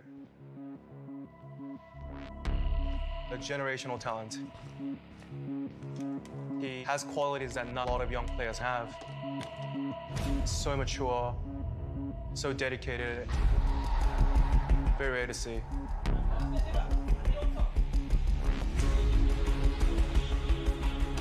힘들어. 안녕하세요. 저의 이름은 김도환이고 플레이어 닉네임은 후드제이입니다. 나이는 그리고 14살입니다.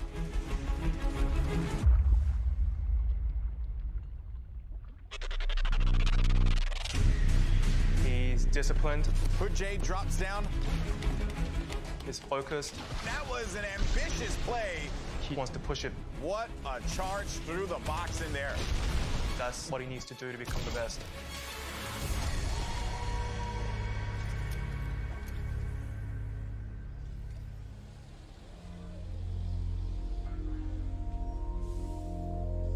여기 간 다음에 제일 중요한 거는 이걸 타고 여기부터 먹어.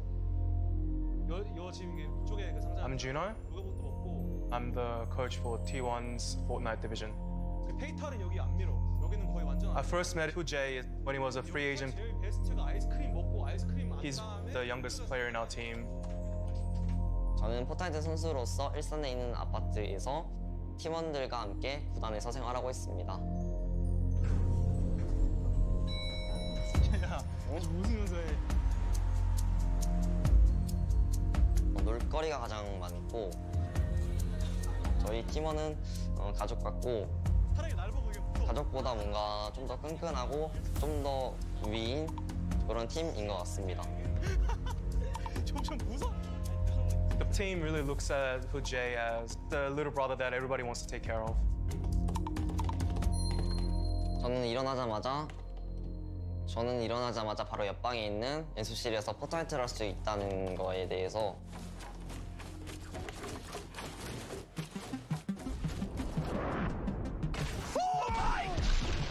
His tempo is quite a bit faster than a lot of the other players. Hoodjay runs on forward. 아무래도 건설이라든지 편집이라든지 그런 부분이 좀 재미있어서이기도 하고 제 목표를 달성할 수 있기 때문입니다.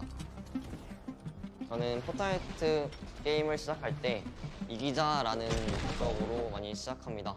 Tags him and brings him down to the victory royale. He wants to always be creative, always change up his playstyle and steal the tempo from his opponents.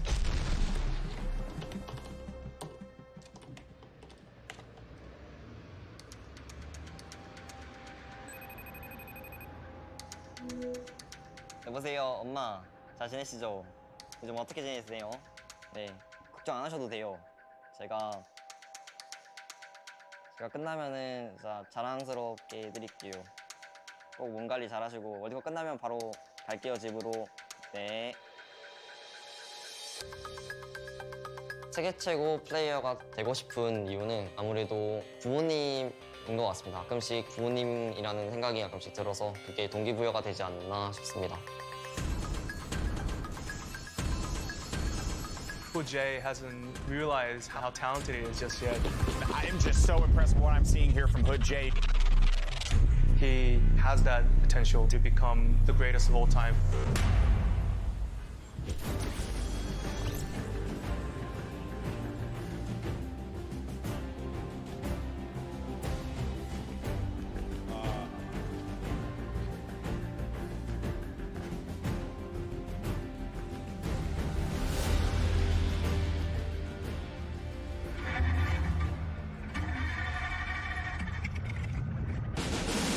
Ladies and gentlemen, it all comes down to this.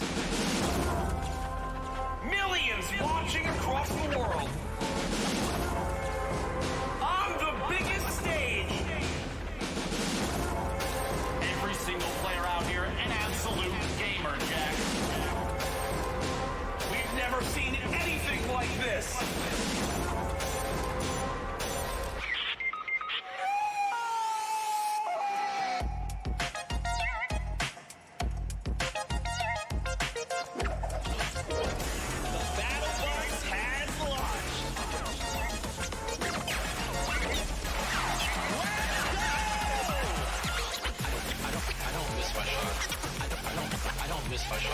Best shadow bomb use I've ever seen! Mr. Savage M I don't miss my shot. I don't miss my shots. He's the player there. Runs out in the storm. Jump. Finds him. Yeah! Qualifying for the World Cup was a major step for me to actually help out my family. I'm so happy we made it. It's literally like a dream. I was freaking out. It was awesome. Ooh, Sando messaged me. He said, hey, congrats on qualifying. Pressure's on here. He's got to get on that point, Lupo. Here it is. He's got WPX. That is why he's a World Cup qualifier. This is it right here. The 1v1. Who is the other player? He's getting hit. Oh my God. You freaking legend. Are you kidding me? What a win! Victory Royale! GG!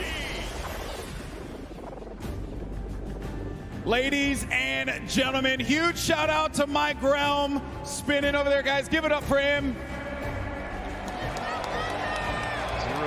And now we are one step closer to crowning our first Fortnite World Champions. I think they'll show the standings in a second. History is about to be made here, folks. And now I want to ask everyone here in the arena, are you ready?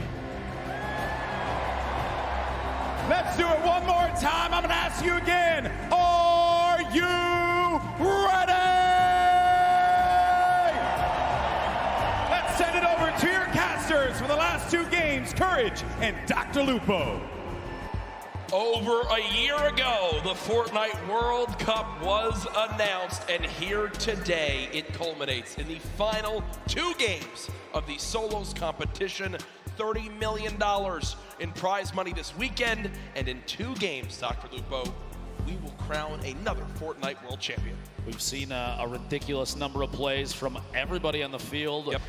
Even moments like King going out, literally the first eliminated one game immediately after, just slaying out in the lobby. We love to see gameplay like that. Very aggressive from a number of players that honestly a lot of us didn't even expect to show up on the board. But you have to remember though, every single player that is qualified for the solo finals here at the Fortnite World Cup in New York City is at the top of their game. 40 million Tfue's the GOAT no matter what. Through. This is what's left, the best of the best of the best. We know the storylines continue throughout this lobby of the 100 best players in the world. We have two games left. Our standings, well, they're very close, and Sundown's going to update us on where they lock up.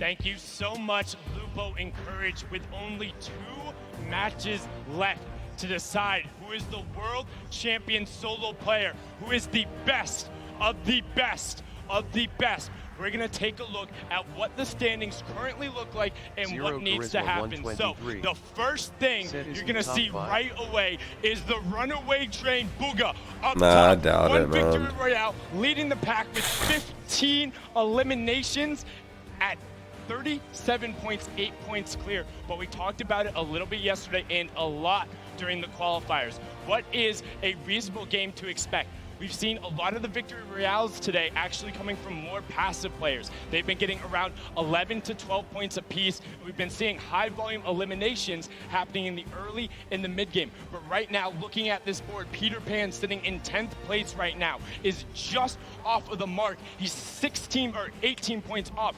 With a reasonable game, he could challenge towards that. Let's take a look at the second page, because then from 10th to 20th, it is a 4-point difference. Mongrel, with a fantastic performance in the last game, pushes himself into contention, and this top 20 is the line where you will see an increase in that prize bonus. You want to be at minimum on this page when all is said and done.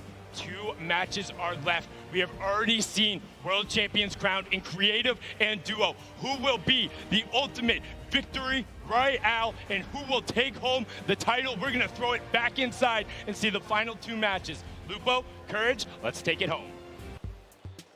Thank you, Sundown. The standings so close, all for the coveted trophy that you see on your screen, the title of Fortnite World Champion. 15 million just for the solos competition, 3 million for first. Zero Charisma, 2 more games left. 123. Who do you think comes out on top? 7-1 the duos. I would love to see the 13-year-old from the South America I think King it was it. show up big. I mean, he's put on a fantastic show thus far. You have to remember, just one slip up, one bad game, that's not enough to take you out of the lead. He very easily, a solid high elim game, a top placement, doesn't even have to be a victory royale at this point. With how well he's played, he could make his way to the top with ease.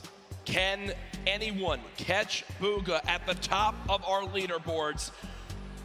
The lobby is ready. Ladies and gentlemen, the battle bus launches in 2, 1. Game 5 underway of the Fortnite World Cup Finals Solos competition. Can they catch Bugha? His lead remains from the incredible shockwave plays earlier. All 100 players in the biggest day of their entire lives fighting for their big share of the, well, $3 million first place spot, $15 million in total. Our winner from last game, Psalm, a last-minute clutch there. Took home a victory royale. We're going to watch his drop in here as well as everybody else near the top of this board. As we go into these later matches, folks, keep in mind we're going to try and keep an eye on those that are closest to the top of this board. As we go into these later matches, folks, keep in mind we're going to try and keep an eye on those that are closest to contention for that world champion position. Very, very important to know that. Go to the board there, you see 4 of the 5 llamas in the very south edge of the map, starting at Salty, all the way down to the east of Happy Hamlet. 1 more all the way to the top middle. Those getting picked up early are very, very important. A baller for Psalm already at the beginning of the game. It's like he may have been the only one to drop up here. And are you kidding me? A Jug, a proxy grenade launcher. Sounds like sure. He's only averaging 1 limb per match. You can see, but he's in 2nd place. So the value's so key for placement. Has placed in the top 18 of every match. So we played 4 games. That means he's gotten placement points in every single match so far, Dr. Lupo. It's the big reason why he finds himself in 2nd place. To be that consistent in this lobby, absolutely insane. Gotta break 25 to get those points. Arkram, Rux, fighting out in Westworld, as people do call it, this desert town. Arkram has had a couple games where he's just basically got fried right off the start. Can he turn it around right now? He was top 15 earlier. Doesn't seem to be the case anymore. Rux, who's gotten the better of him a few of these previous games, having to back on it for a moment as that airstrike did come down. Don't count him out just yet, though. This drop, honestly, one of the loot heaviest in the game. You have a lot of materials as well. A player like this, he gets in a good position, maybe even takes out Rux, doesn't have to fight anybody else down here. He can climb his way out of here with ease. 9 grenades in Rux's inventory. 0 charisma, he can somehow bait 123. Arkram into a bad spot. Said drinking some and use those to peach his tea, damn, advantage. that's It good. could be the thing that swings the tide in this battle. That sounds Chug refreshing. Splashes, yeah, I was going to say, wondering when he was going to begin to throw him, but there they are. Chug Splash is down. 0 limbs still, as you'd expect, as he's still looking around for where Arkram could be. Maybe the hope to save those. We didn't have to necessarily use them just yet. Big anticipation of combat before you know it, or at least the chance of it. I'm gonna throw those down real quick. 40 HP shield. These two just kind of at a stalemate at the edge of the map, waiting to see if there's an opportunity to make a play. They are outside the safe zone quite a bit. So at some point, the zip lines or even the quad that spawns here might be the key to getting all the way into the safe zone soon. Grenades going out, but beamed. Rux takes quite a bit of damage from Arkram, and aggression begins. The build up, and he's going to try and take the high ground. Shots from Rux, no contact just yet. He's going to have to do some damage before you know it. Only 96 HP is not going to necessarily be enough against a player with accuracy like Arkram. But he does have the combat shotgun, which is the ultimate tool this early in the game. Rux still at 96 health, has those grenades in his back pocket. Hasn't thrown any more yet. 15 builds still remaining. A very intense fight for these two. The shot comes through. Down to just 41 HP. Rux versus Arkram. Who can come out on top? Rux still with high ground. Arkram down below. Will he begin to throw these grenades? It doesn't appear so. Only 6 builds left. And remember, with only 2 games remaining in the competition today. Yeah, I watched Deller. This could spell disaster He's close for their fuck, final man. performance. Arkram popping 1 shield. Definitely has a major health advantage, but still, height can make all the difference. as he has the combat shotgun, but looks like for now he'll just back on. I was anticipating if Rux had made a tag, if he'd gotten damage on Arkham down at the bottom of that building, I would have expected a push, a 100%. chance to pick up the 50 HP or shield because of Siphon.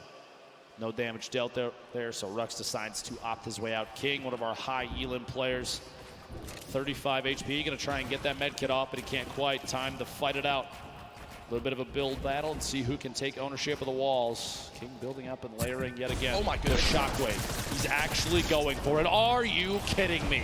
Lutenezi goes down, and King back up to 85 HP. What a play. On the World Cup stage. Yeah, the kid. He just amazing. shockwaved to the sky and tried to hip fire hand cannon his opponent. With 35 HP. Are you kidding me? With 35 health? Talk about confidence.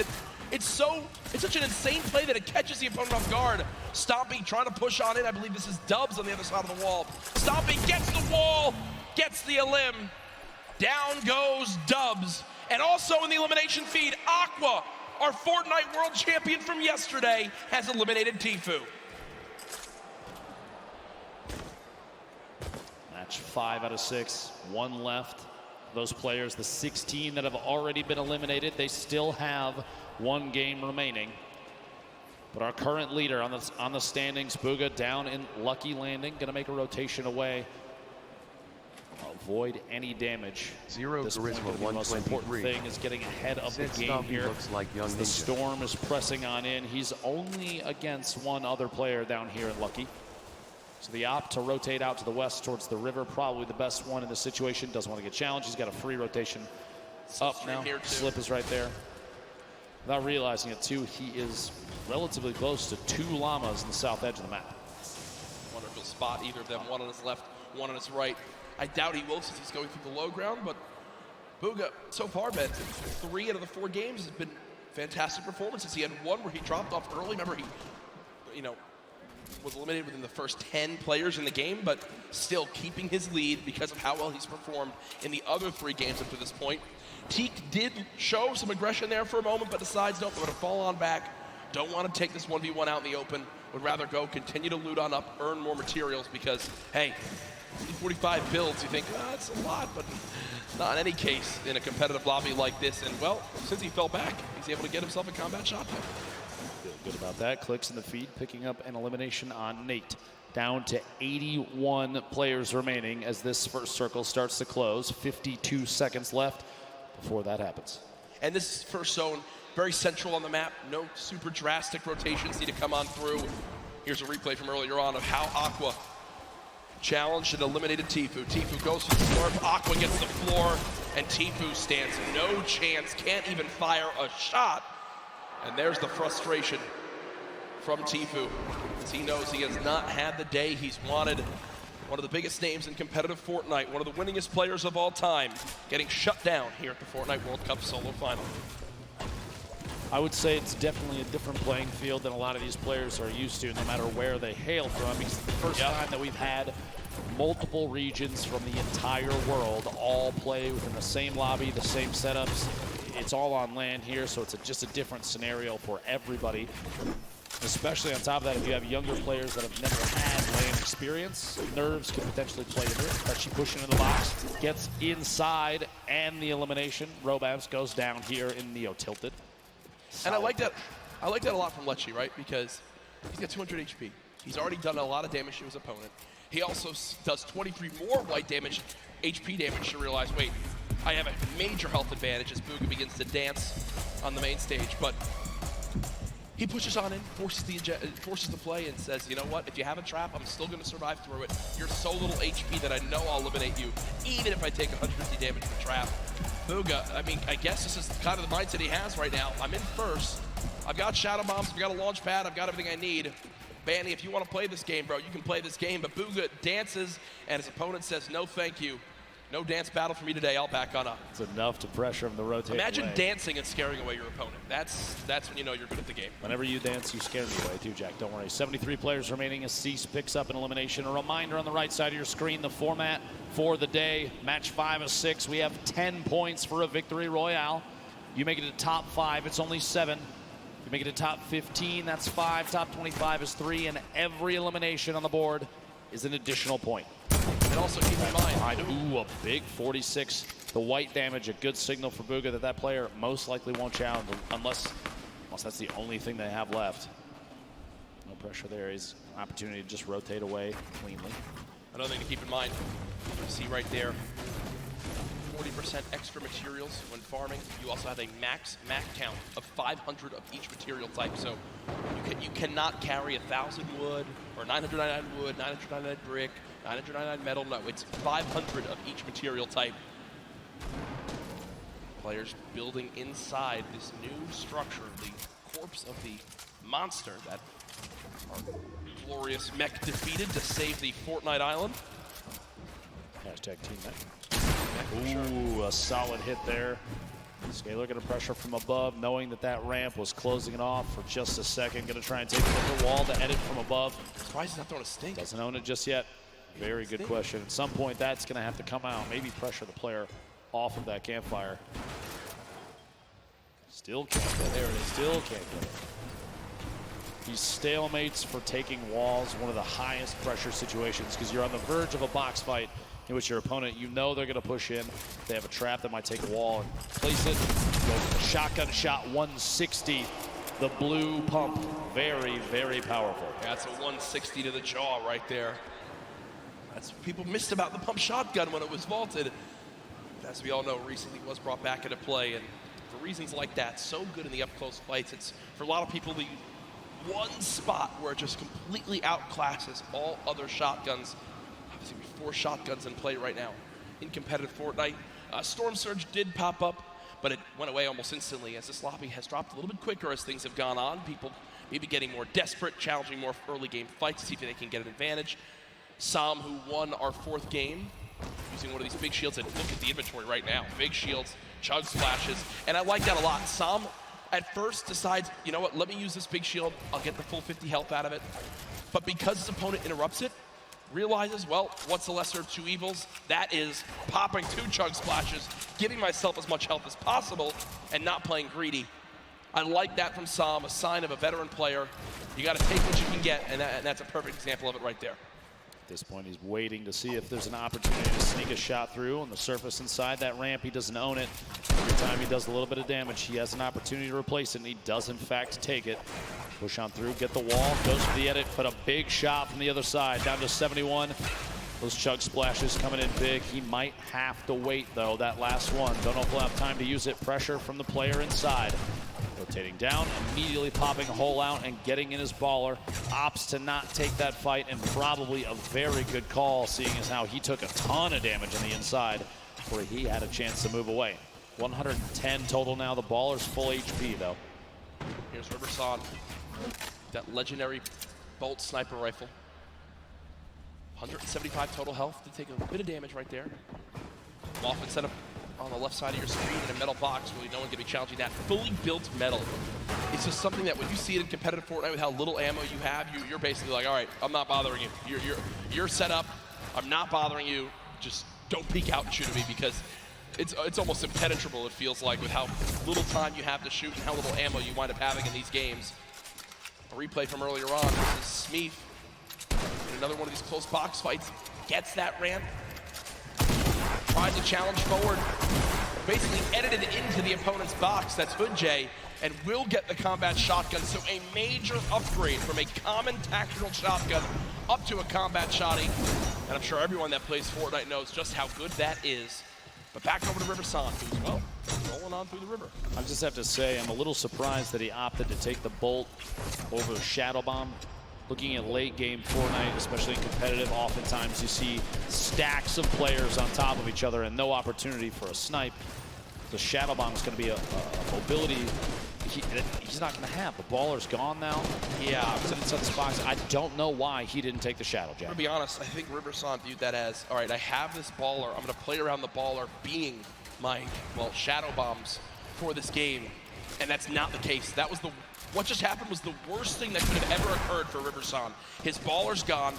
He's got no movement items left, and now he's stuck on this mountain in a box fight. Just quick note, Epic Whale is currently in 6th position.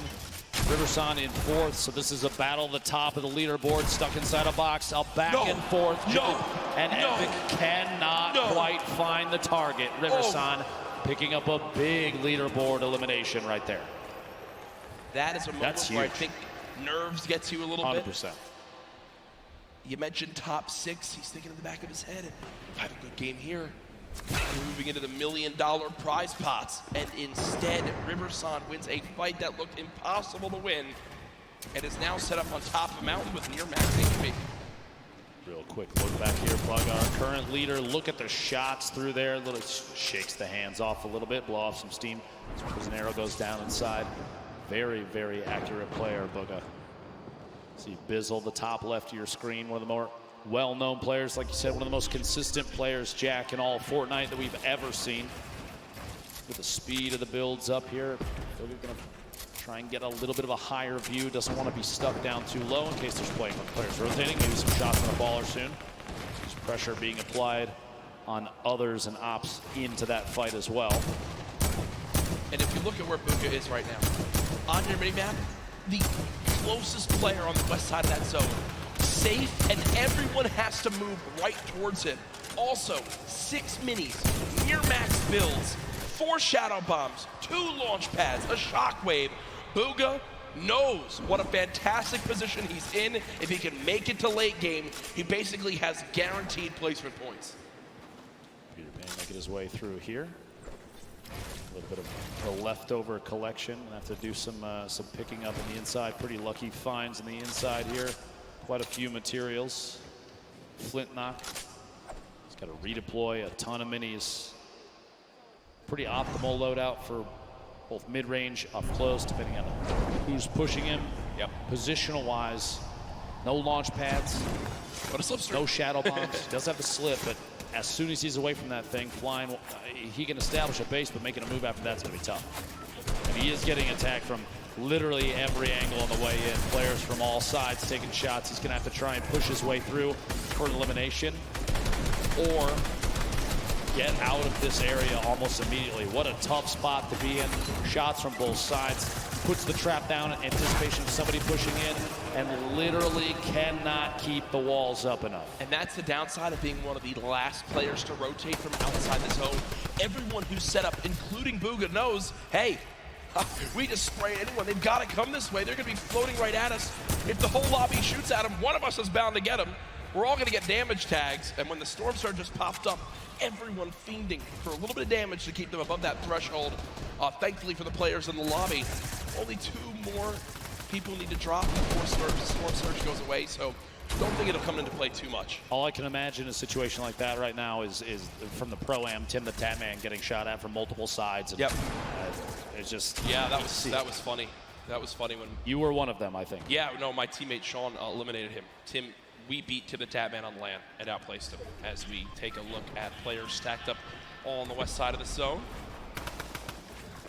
What people at home don't know is that we were literally looking at Tim as we say that, which is makes it better. So, launch pad used by Booga right away. With 2 launch pads, with all this other movement, he just needs to survive this movement. And guess what? This is a zone on the high ground. It's directly on this mountain, so for pretty early on zone, it's going to get awkward right away. Booga has made it in, but has taken a lot of damage. Will use some minis to get back up to 150. Has made it to the zone. Benji Fishy just below, who's currently top 13 in this game. Player to G still has a little bit of a high ground advantage. Just going to look back at Booga, who's trying to build his way up. See if he can spot anybody on the move. This position still very, very good. The edge of the next safe zone. 2 seconds until that pressure starts to apply, and a lot of players you see on the minimap have already started to rotate in. They're making their moves now, but shots from Booga and many others as these players are flying in. Community launch pads, some shadow bombs used in situations like this, and no shield on that player. Booga right now has a total of 16 elims today. King is in second with 15. That's all it is. You just get set up in the zone, fire people who have to move from the storm. It's the common enemy. Every player in the lobby. Issa did just go down to class, and we also saw Vivid drop a couple moments ago, so nothing really from Vivid this game, unfortunately. Booga 1 elim so far. Continue to look on down. Here's the perspective of a drop coming on in. Everyone's made it up onto the mountain right now. Still some people on the edge. You see the likes of Cease still alive. Clicks, Zate, Creo, Cosmic, Skype, who earlier on took home a game of his own in game 2. Quick note, by the way, Riverson, who we saw eliminate the 6th place position, has gone down himself in 4th. So he is out of this game. 44 players reversing your feet, going down to Dementos. And we are not even at placement position just yet. And we're looking at the 6th to 7th circle transition starting in 10 seconds. Everyone has to move. The people that have the best opportunity to take shots back, they're going to be able to pick up a lot of eliminations. Players are going to be on rotation. Things are about to get real tough for a lot of people. The edit, so they just wait, hop the ball, and roll. Now, I don't think you can hold high ground from this early on. I mean, yes, high ground will be very good, but this is going to be a long rotation if you're going to wind up making that happen. Blacks is up top for the moment. Bugha, you see him soaring on over with the shockwave grenade. Setting up, always getting ahead of the zone as far as possible. Pika there as well. The back behind him, going to take even more shots at players on rotation. Very smart play as the Shadow Bomb, and he still has 3 more, so this rotation better be a good one. Got a chance to get ahead of a lot of people here. I really do love this. He knows how close he is to placement points, and he's got such a lead right now that unless someone has a monster performance, if he just gets placement points, makes it to the top 25 again, with just 2 games left, that could be really all he needs to secure this Fortnite World Championship. And he got the zone. The zone's going back his way, but Bugha goes to edit out, and there's a shotgun waiting for him. Down to under 50 HP, frantically trying to pop these minis. The spray coming on through. Can our leader hang on to placement points? Storm Surge activated on some of the remaining players. Bugha peeks out again for a shot. Not gonna connect yet. 32 players left. Shadow Bomb being used. Can Bugha make it to the top 25? 3 more points can be the difference between making it as our #1 player today or 2nd place. Bugha still bouncing up. 30 players left. Just so frantically looking around for potential victims. You'll notice as soon as they're box to box, right next to another player, players like Bugha will opt to build straight up. 1 more, 26 remaining. If 1 more goes down, he's going to pick up placement points. Keep an eye on the feed just to see only 1 elimination remains. There it is, 25. So he's already into the placement points now. It's going to push him even higher on the leaderboard. Everybody left picks those points up too, but as we move, players starting to drop left and right. Sky still sitting on a baller, as well as Fatch. Pika with the ultimate high ground, and Bugha right in the middle, right in the thick of it. Look on the outside. That's a very smart play. In that moment, you have a baller flying up. You don't want those players to hold on to those. Taking the shots to break it out, maybe force an engagement. With only 8 builds. 15 now. Out of builds, no movement items, made it to top 15. For me, this is already a fantastic game for Bugha. You've got placement points. Another elimination! How about a second? Bugha, what are you doing? 2 elims come in. He's back up to near full HP, and he's in the top 10, and he's got all the materials he could ever need. Bugha, how are you making this happen? From no mats and no movement. 1 player nearby. Bugha at 3 elims, still ahead of the zone. He can absolutely win this game, Dr. Lupo. 2 away from more placement points. Opts to drop the extra weapons in his inventory. A gold AR, the green pump, 6 minis, and a campfire. 42 builds remaining, and he's just looking. 5 players left. He is sitting in one of the best spots I think he could have possibly imagined. Creo picking up an elimination. He's sandwiched between Pika, Pisa's, Creo on the ultimate low ground. He's looking any chance to pop through when a player is not looking to get a shot in might be enough. Still has mats. Still has mats, 1 player below. Bugha just staying ahead of this. Has only taken 1 score tick so far. Player up top fighting, player down low fighting. Can Bugha make the impossible happen? Dodges the trap as well. Taking a little bit of storm damage. Bugha's got to make it on in. 1 build left, drops on in Bugha. No! But either way, it's all good. Look, he's done what he needs to do. He knows how important that game is. Now we're in our top 3. Pika up top. We were following him earlier on today. Pizzas and Creo all the way down low. 0 builds in Pika's inventory. It's going to be tough. He's going to have to drop in and go for a fight. Cannot connect. Pizzas finds that elimination. Creo gets the final 1 in game 5. Goes to Creo. I don't think he can believe it. I don't know if anyone caught it at home, but what he does right there is Flint knocks the opponent, hits him for that body damage, and then shoots him into the zone. Great game for Creo right there, and you see repping his team. Ooh, clutching on up in the end. Here it is, the final moments. The zone closing tight, a fully closed zone. Creo's got to build on up. You see, health advantage was to Pieces. Pieces would win that game, but a full damage Flint knock connects and swings the tide in his favor. Here it is one more time. Boom! Right to the chest, sends him into the zone, and wins the game. From Creo as he takes game 5, the victory royale, 10 points plus his eliminations. Huge game there, and Jack, we still have one more. We do. We still have one more game here at the Fortnite World Cup Finals.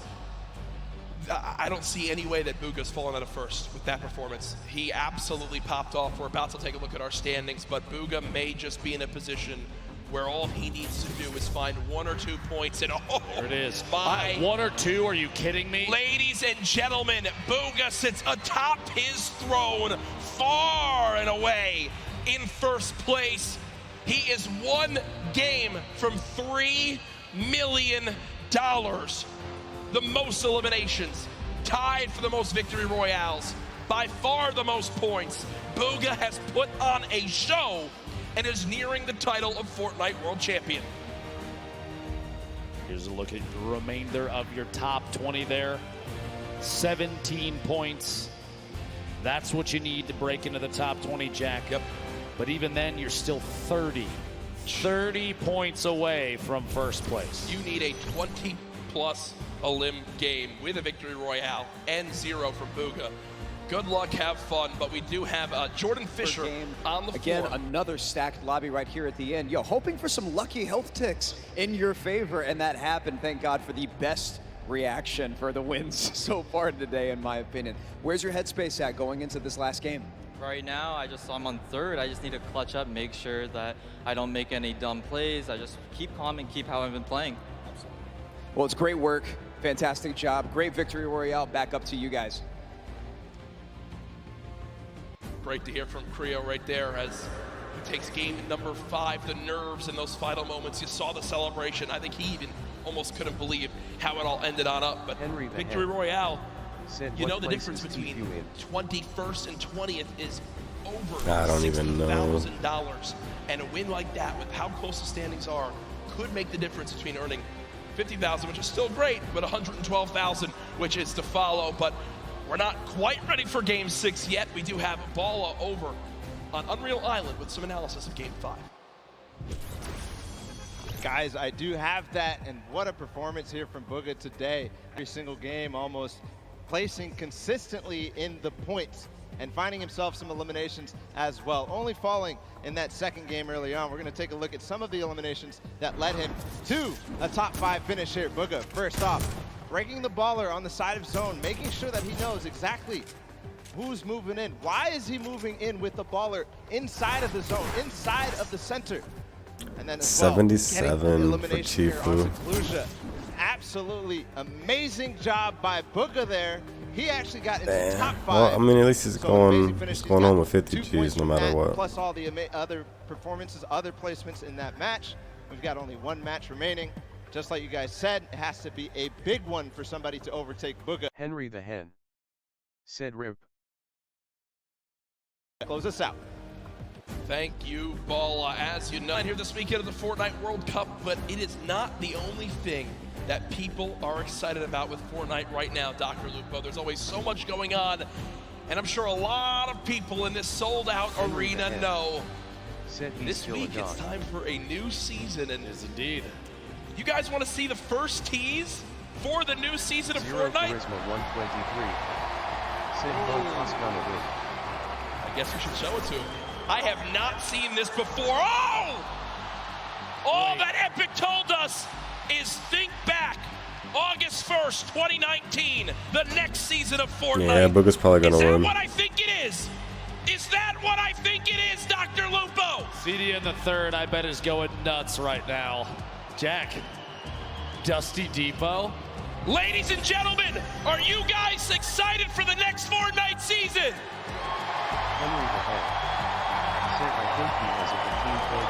August 1st, all will be revealed. And my God, I got the chills right now. That's the first time we saw that. They didn't show us anything. It is. Oh my goodness, you see how excited everyone is. And we are moments away from the final game. Everything that's happened. You see the leaderboards, you see how far it is. You're Booga, you're up by so much. What's the rest of this lobby thinking right now? It might at this point be a battle for second place, Jack. Such a lead right now. Booga showing why he feels as though he deserves world champion. And at this point, I mean, you can't really blame him. He's playing out of his mind, playing incredibly intelligently. Positioning is key, and he's going for placement every single time. He's showing why he's on top of the leaderboard. I can't believe he is so far and away the best. It has been something that I think a lot of people expected him to do well, but this well, anyone to perform this well, be this far ahead, unbelievable in a stacked lobby like this. Folks, use the hashtag Fortnite World Cup. Tell us your thoughts on the teaser we just saw, on what you're expecting from these final games, on your thoughts overall on the World Cup. It has been such a blast to be at this point. I cannot believe the road from where we started to here. These online qualifiers, everyone coming on in, the big names, the teams getting involved. Fortnite competitive is at a fantastic point, and with the millions watching online, I think it's a testament to how well it's doing. Yeah, absolutely incredible. You see a look down at the players getting ready for their final match of the day. 6 games total, the end of this next and final match. We will find out who the Fortnite World Champion in the solos competition is. If you're online, make sure you give some shout outs to those that you think can climb the board. Whoa. It is still anybody's game. We've seen They got like 15 players that basically have no and point. It would not surprise me to see it again. 5. Damn, that's Jack, crazy. going into this last match. Yes. The nerves for some of these players probably at an all-time high. Yes. You have to realize there's going to be more after this, though. Oh, there's for sure. got to be more after this, Jack. Yeah, this is not the end by any means. Yes, it's the biggest event in Fortnite competitive history, but there is still a bright future for this game. The new season coming out, more and more to be announced, I'm sure, very, very soon. All I know is the players are getting loaded on up and ready. You see them all looking around. What an experience this must be for all of them. The people here I've met this weekend, Ben, have been, it's their first ever gaming event.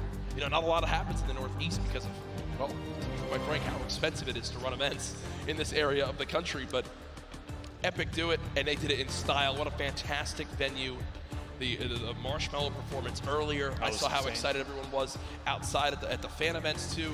It's been so cool, and I've been a part of so many competitive gaming events up to this point. This might be my favorite. This might be my favorite. I'm saying it right now. It's touching, Jack. I appreciate that. It is. I mean, it might just be.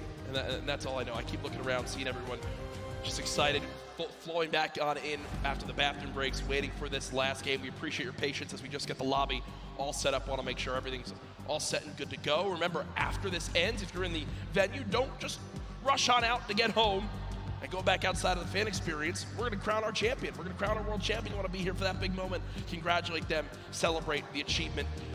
The trophy. How are they going to get that trophy home to the players? Because Jack will give you $20 if you charge down there and grab that thing right now. The screen. I almost threw the headset down. I almost threw the headset down, and I thought, you know what? If I don't do that, my career is much more worth it, I believe. Again, Oops. you know, look at these lobbies. We played on these setups the other day. You know, you can't really creative. You can just sit there. So you're looking at the leaderboards, and we're used to in-game tournaments, right, where you can go and see the prize pool and see how the split works. The solo and duos you see there on the screen, the solos, you know, competition is there. You click compete, and the prize pool pops up in-game at $3 million for first.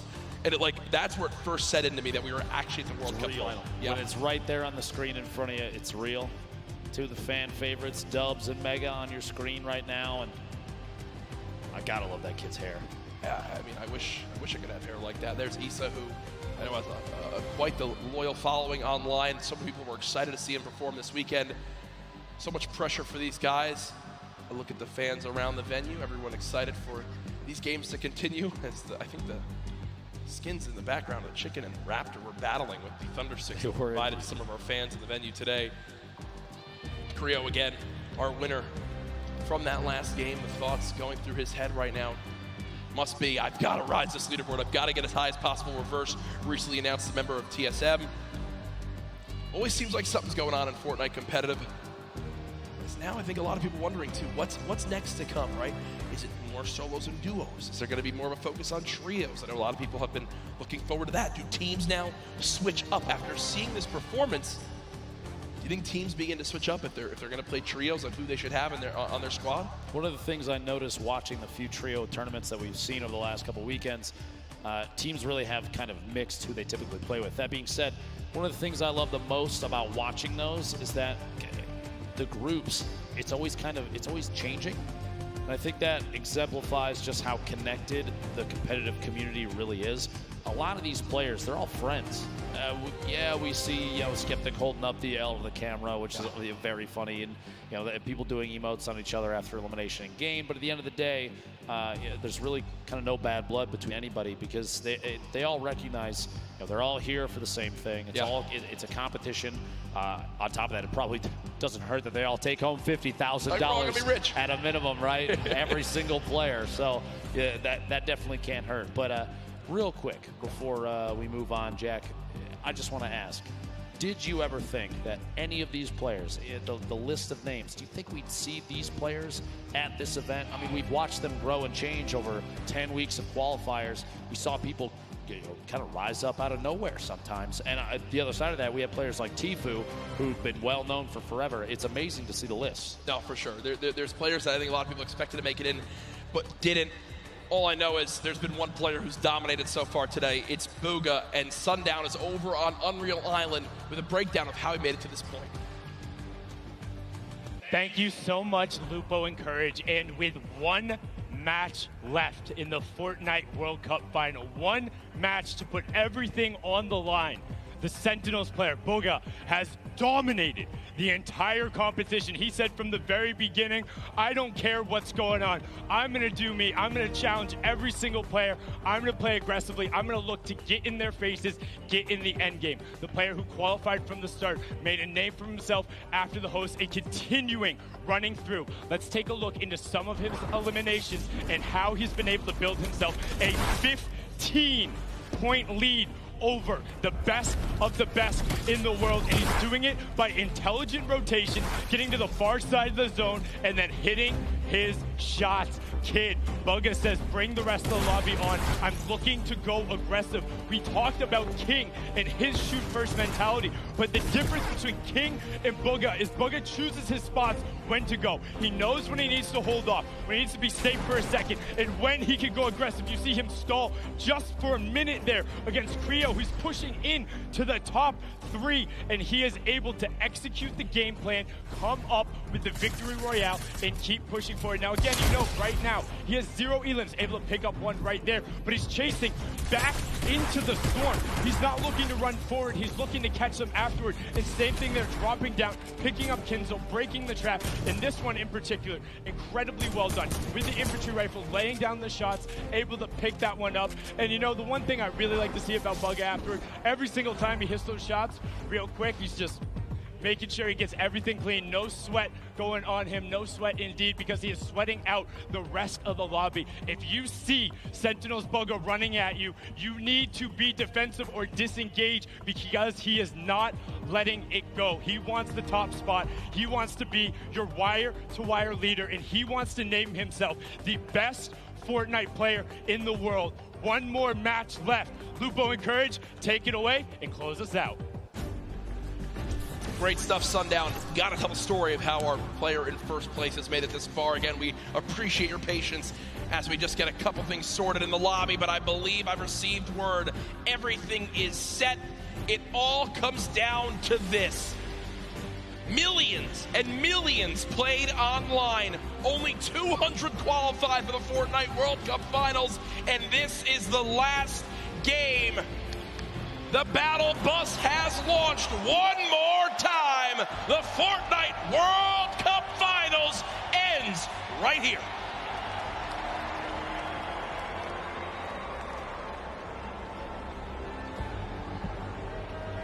All 100 players on your screen there, Jack. Booga sitting out in front of everyone thus far. A commanding lead. Creo, the winner of the previous game, flying in there in the northeast corner of the map.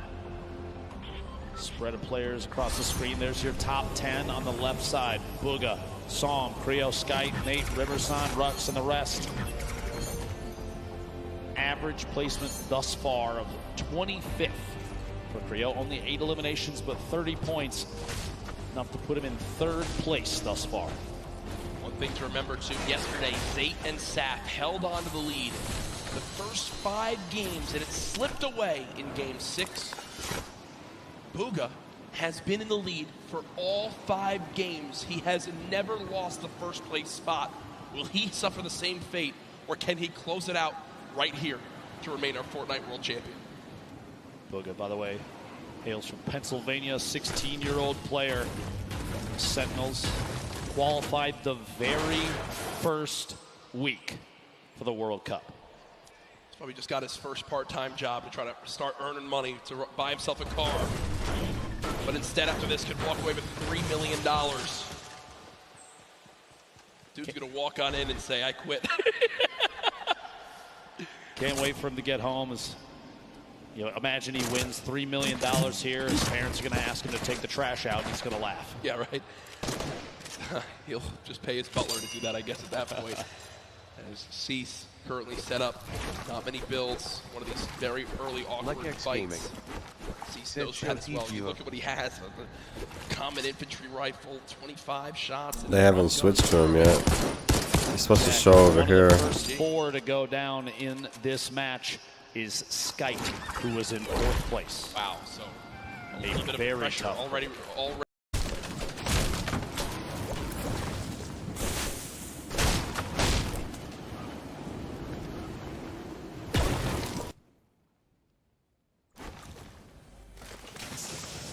Cease just looting for the moment. 0 goes for 123. If I do, said he can't, he don't work for Epic. Can you see all the players surrounded outside the sunny steps side of the map? Lekex Gaming. We got Tfue right here. You're saying. Any AR shots left. We'll get some out of the ammo crate, which is good. Everything that counts. The farming of stone continues. Moffin and Zayt outside of Blue Lake, just fighting on the outskirts of it. Just kind of building, walling against any pressure from Zayt. Doesn't want to get caught on rotation. Interesting loadout, that gold combat very early. That's a very solid pickup to start this match. Single shockwave remaining. Legendary grenade launcher. Drum gun as well. Talk about a great starting inventory. You swap on over. Blaster in a fight. Side pressure plant. One player nearby, only at 73 HP, but again, when you're this far into the tournament, you kind of get to a point where you just got to go for it. You got to just force an engagement. You got to get the points up. Shot comes on through. Not able to get it done as of yet. Blaster still healing up. We'll have bandages to get back up to, I think, 75 HP. The feed, it looked like Tfue picking up an elimination. Let's see here how things play out. 90 players remaining. The first circle starts to close in 50 seconds. Bandaging on the egg. Blaster just hanging out here. That player down below. Going to see if they take shots here in a second. T-Chub's going to roll all the way down. Looks like no engagement going to happen here. Yarkos, Ledwicki, 2 players that have faced off against each other a number of times. Going to go for the wall. And in fact, get it. Gets the angle inside and pushes on through. A solid aggressive play from Ledwicki to pick up his first elimination of Game 6. Very clean, and that will end Yarkos' Fortnite World Cup run. Solid performance earlier on. We'll see where he stacks up with the rest of this lobby when it's all said and done. Reminder, this is our final game here tonight. Use the hashtag Fortnite World Cup. Get it trending just like yesterday. Alongside the millions of people watching online. Sam, who was our player as well, near the top of the leaderboard. What can he do in this last game? Can he make the trek to try to catch up to Booga, who was 15 points ahead in first? 1v1. and angled down through a handful of edits here at Mega Mall. He's going to push around the side and try and make his way inside Mall itself. Pika earned 12 of his total points in just the last match. And I think why did they just switch from Tfue? What the fuck? Pushing down through the outside. In 11th place when we rolled into this game. Pika trying to find a way inside. Pushing down through the outside. Maybe does in fact get the wall replaced. Are you kidding me? Used the shockwave to get down the wall that the player inside was smacking out with it. That's unbelievable. He basically called the bluff. He called the bluff. The guy was trying to break the wall to secure it for his own. Pika was like, okay, break the wall for me. I'll just replace it my own. And he does just that. Pika, full HP, 2 slurp juices, 6 minis, a very good assault rifle, the shotgun, but it looks like the aggression doesn't end here. Wall instantly broken. Pyramid's placed as well. And he can just continue to play these box fights. Really use the shockwave to try to drop down his opponent again. Said it once. But surprised we've used that same tactic here soon. I do not blame him. Knowing that this point, 100 HP, 100 shield. I do not blame him for being aggressive here. Knowing that players may be a little sparse in terms of loot, he's trying to track Keemstar on the outside, rotating around the edge of Mega Mall. These two players going to end up on top of each other before you know it. Oh my gosh. Floor loot. Okay. A heavy sniper rifle. And another slurp. Okay. Not in, does use those audio cues. He's like looking for it. It's like Batman. See him watching. Waiting. Not in, does use those audio cues to try and track down the opponent underneath. Opts to back out of the fight for just a second. Get a different angle. Pika's awareness inside Mega Mall is insane. Knowing exactly where his opponents are and exactly when to push. Already picked up 1 elimination using those skills. Gonna see if he can find a second player in the slip. Going for the snipe. Oh, and he can't quite connect. Drop a like, thumbs up. Imagine what would have happened in this If you're new on Coming, just hit subscribe. Also turn on notifications. And he dabs Your support after will it. be He's like, all right, greatly this is mine. appreciated. See you guys. Yes. Hood J, the only remaining player in the Mega Ball area. Pika just gonna go back, loot on up. You know, another slurp still inside, so Pika knows if he gets in a fight, he can get the elimination. Even if he's weak, he can pop a slurp, go grab another. Don't think that's gonna happen yet. We'll shift our focus. There's Booga on your screen, Core Gaming and Veggie Fishy. Within a couple boxes of each other, maybe a fight will break out here soon. Snow rolling in the top right as well. On the baller. Lalia, ball boom on your screen. Edges there, Lalia being quite a bit. A ton of damage taken. Meanwhile, back at that small town in the southeast corner of the map. Banny, Arkram, back in a 1v1. Most likely, honestly, round 6 of these two facing off the beginning of these games. 73 players left. The Storm right on their backs. Things are going to start moving here in a minute. But these two decide to fight it out right now. He phased through the floor. Could have opted to go up. Misses the shot. A little bit of damage. Down to 140. Going to opt for a mini. Even just the 10 shield might be enough to save him from Arkram. We'll have to see here. Pressure with the stink. He's trying to find a top down and kind of lead the shots on what may or may not be a build out from Arkram. Right through it. Arkram dropping all the way down the campfire. And he's going to drop that on one corner in an effort to push Arkram out of the box. Unbelievably, honestly, what a shot from Arkram, the bottom there. A quick edit on the ceiling, shot comes through. Health very similar between the two. Slight advantage to Arkram right now. Have to imagine that almost every 1v1 between these two has played out so complexly. If we're watching this right now, I guarantee you this is not the first time we've seen it. What a shot, a quick flip and edit on the ramp. It's cat and mouse. It's literally cat and mouse in this fight.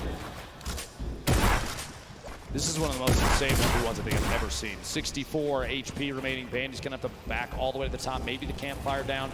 Just a second gets dropped in. Gonna have to wall against that. The ramp to save him. One chance for the minis. He's gonna wall off. Still back and forth between these two titans. The campfire goes down. As soon as that wall edit happens, the ramp inside just to prevent any push from the opponent. Arkram finding another angle might be the only option at this point. The campfire, though, is going to have dealt a lot of HP back to Baney. Shot through, can't quite connect. Here we go, pressure up top, and gosh. Dude. The pyramid block, finally, the Storm deciding it's time to play the fight out, and Banny goes down. Hey, great fight though, man. That was went insane. That went on for a full 2 minutes. I love that we got to keep our eyes on that, but moving across the map now, it's Pika. We were complimenting so much on how easily he can move through these boxes in Mega Mall, how he can navigate these areas, and it looks like that same exact pattern is continuing. It's Twexy, who's at a major health disadvantage, but as I say that, does hit a quick little shotgun shot that I think will push Pika away for a moment or make him reassess what he's doing. Maybe a misclick. It looked like he didn't really mean to do that. Actually, Pika gonna have to try and take some sort of aggressive stance soon. A minute on this Storm before it closes, and he's not in the next safe zone. Rogue Shark on your feet, picking up an Elim. We're down to 68 players remaining.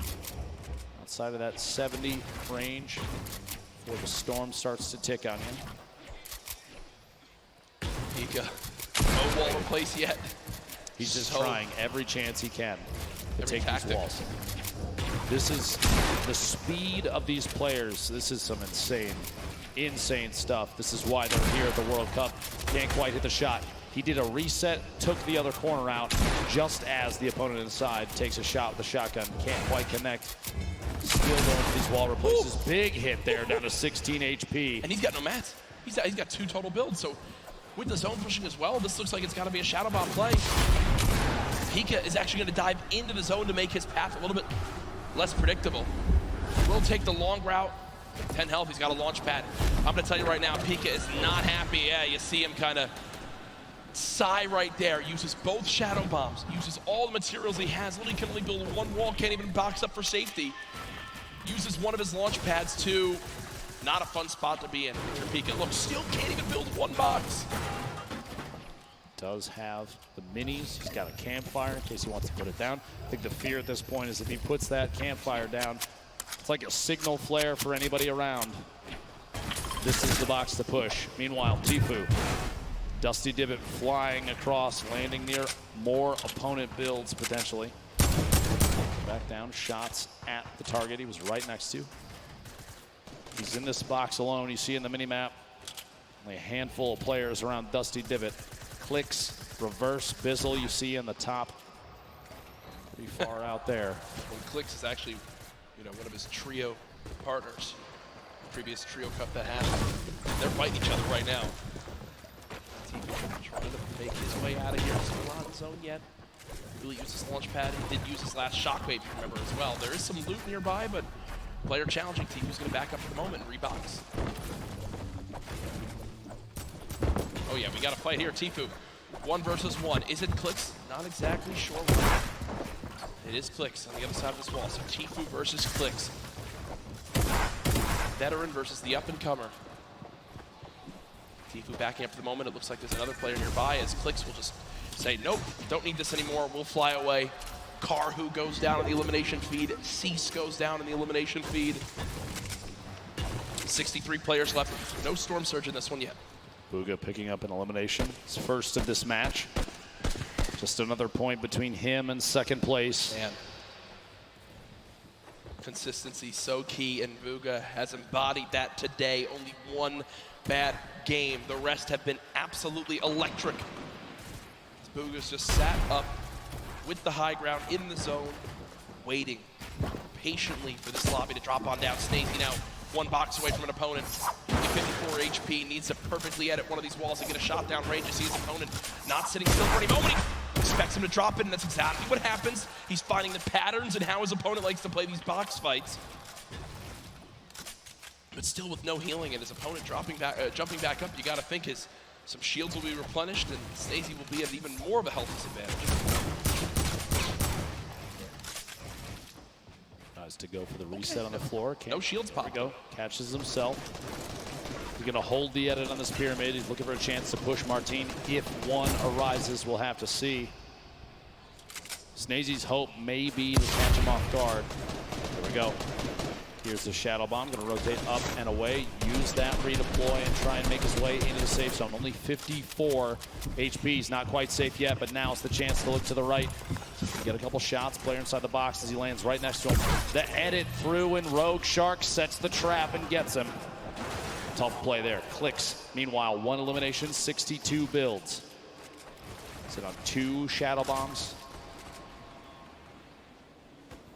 To see here, the very north edge. He's underneath the plateau of Dusty Divot. Reverse down there as well. Tfue on the edge. Astonish, Smeef, Zate. So many players stacked up near each other. And oftentimes you do see players utilizing the already built structures for easy wall replaces. No surprise. Popped up next to him. Inventory looks great, but he just doesn't have a lot of ammo. Imagine he picks up 1 elim on someone who's can kind of fill those numbers up. Be looking at it'd be a great spot for late game. 7 RPG, still very, very good. 69 total builds down to 60 now. 56 players remaining. Ladies and gentlemen, this is the final game of the solo competition here at the Fortnite World Cup. It literally all comes down to this. 5 players will become millionaires right after this game. Tfue just picked up his 3rd elim. Still has a launch pad, some great loot on the player that he just took down. But he doesn't have the zone again. He does have 2 launch pads, and I'm going to use one of those. He wants to make sure he makes some of those placement points, and there it comes. Launch pad used. Will Tfue get beamed? Right, this is one of those moments where you're just thinking, Ben, please don't shoot me, please don't shoot me, please don't shoot me, please don't shoot me. Looks like he'll make it up through unseen. Literally flying past the windows of opponents, gonna land on top of the 2nd structure. Somebody underneath, start layering up, 86 builds, still has another launch pad. Has a boogie just in case maybe a baller rolls past close enough. He could boogie the player directly out of it. Try and pick up that elim, jump in the baller and roll away. Even in a clutch situation, the Boogie Bomb can give you an opportunity for a free shotgun shot on someone that may be unsuspecting. The loadout here, look at this, 2 campfires, 10 redeploys, 2 shockwaves, 6 minis, but no medium ammo, Jack. A crazy note with Booga. When the Fortnite World Cup qualifier started, Booga qualified in Week 1, in NA, in 1st place. From the moment Fortnite World Cup started, he finished atop the North America region. And now in another spot again where it can happen, and he's just dancing up top. He knows really this is his to take unless someone has legitimately the best performance ever in the history of a Fortnite competitive game. Booga should be our Fortnite World Champion. Tfue and Benji Fishy fighting on the bottom right of your screen. Sam, who's trying to contest and take that throne. This was the replay, did get his 1st elim of this game, and you see the fist bump right there. That was Clicks who gets cut down. At this point, 51 players remaining. This lobby is going to get very, very tight. Going into this match, Psalm was 2 points ahead of third place, but 15 points behind 1st. Talk about a lead as we've just now hit our top 50 in this game. Arkram goes down. Psalm, 1 elimination. Can he close the gap? If you think about it right now, he's still 15 behind, Ben. Booga's still in this game. What he needs right now, Booga to go down, and he needs 5 more limbs and a victory royale, but no! No! Psalm gets caught off guard. It's Zate, and as that happens, Booga gets a limb. The pieces are falling into place, and Booga's about to call checkmate. Tfue on your screen here, 3 eliminations. Still has the launch pad, sitting on a pretty similar loadout. Not a lot has changed as he's waiting, biding his time, looking for eliminations up above the rest, though. Booga hasn't had to move in 5 minutes. Nope. He's had height, he hasn't had to move in 5 minutes. He's sitting so pretty. Here's that limb that we missed when Psalm got taken out. And are you kidding? Look at him laugh. Look at him absolutely laugh. Quick 1 tap on Storm on the move. It's a gift. Is it his birthday? That's about as free as it gets. Booga might be the luckiest player with zone placement I think we've ever seen in a competitive Fortnite match. Sitting atop his tower, a castle of metal, unthreatened. And he built it with metal earlier, and he just kind of hoped it would work out this way, and it did. He's been sat here for so long. It basically sums up the leaderboard. This is the leaderboard in the game itself. Booga on top, nobody nearby, no threats, nothing. Now with the zone moving, everyone soaring. And this is where it picks up quick, folks. The final moments of the Fortnite World Cup. We're watching Bugha. Oh, please. Imagine. Picking up a pair in the feed there. Fledermoys and Dubs both go down. Going to be two very good eliminations there. 38 players remaining. Top 25 is when placement starts to come in, and Bugha is looking for shots on everybody flying around. Still has that high ground advantage. Jesus and others looking to try and contest it. Benji Fishy moving up as well. Ballers still rotating the low ground. Tfue making his way across. A lot of damage coming in. Only 1 minute in the inventory and 15 builds remaining. A tough spot for Tfue. He's so close to placement, but can he survive? King with elimination. Player count continuing to drop. Fizzle, Takamura, Zate picking up multiple eliminations. 30 players remaining. 29. We get closer and closer. Benji Fishy goes down. Tfue eliminated. In the box, Kurtz picks that one up. That will end Tfue's Fortnite World Cup. Zate drops off high ground for the moment. Bugha's still alive in this game at the bottom right of your screen. Still at max HP. He's made it in the top 25. At this point, it's basically a victory lap. Yeah, he's getting beamed out of the sky, but he doesn't care. He'll drop on in, pop some minis. King on the top right had 6 limbs. The guy's an absolute brawler. The 13-year-old should be so proud of how he played today. Lulboom up top. Crew, the double qualified player as well. Picking up another elimination. Takamura goes down. Bugha now into your top 20. Mongrel, your Fortnite World Cup is over. Vivid's still alive in this game. It's Crew with 4 limbs atop our leaderboard right now. As most limbs of who's still alive. Bugha there as well. Has all the ammo in the world, not a lot of materials. Let's see how he weasels his way out of this one. Lulboom, the ultimate high ground. Tchep going for a challenge up top. Does in fact take it over. Meanwhile, Bugha, box fight for his life. A little back and forth here. He's waiting to see if this player rotates out. There it is, a big shot. Another elimination. And he's got near max materials. Kidding me. He's gonna trap the ball. Oh, the ball escapes. The absolute scenes right now. Bugha still moving through, and at this point, it's a sign of respect. We've got to watch this man continue to dominate. A statement is being made. Dr. Lupo at the end of this game, he'll most likely be crowned the best Fortnite player in the world. I've never seen anybody play in a competitive Fortnite match with a smile on his face like this kid right now, but he is absolutely dominating every single player he's run into thus far. Looking for a shot here. Quick couple of minutes. Rotating back away. Pressure from above, and he's immediately going to wall that off. The kid's top 10. He's smiling. He knows it. He knows it. Absolutely ridiculous. 9 players left. Unrelenting is Bugha. Hasn't dropped out of first since today started. There's all the remaining players. Running low on materials, but he still wants more. 4 limbs in this game. Box set up for a moment. Pyramid comes through.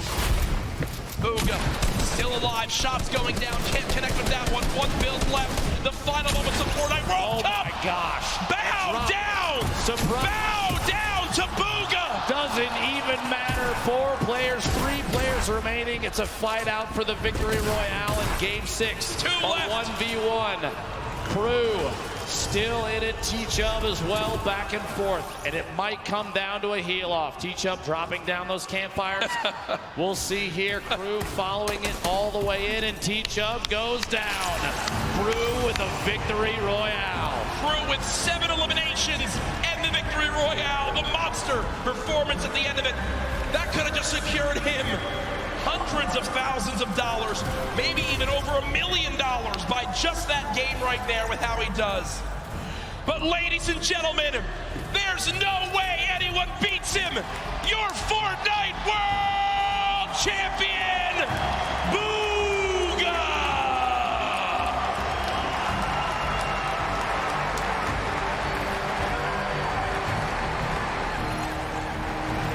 $3 million richer, the biggest individual prize victory in competitive gaming history. Millions watching best Fortnite lobby in history. taught him a darn lesson. Ladies and gentlemen, one more time for your Fortnite World Champion solo winner. There's his family looking on. Hey, get double chicken. Get the extra meat, do the whole thing. He's buying, I'm gonna tell you right now. And there's the dance. I don't know what that is, but I'm gonna bet his dad if he's got moves like that. And that's what it's all about. Bugha hasn't moved, as we'll probably need security to get him to leave this arena. Ladies and gentlemen, let's give it up again for Bugha, your new Fortnite World Champion.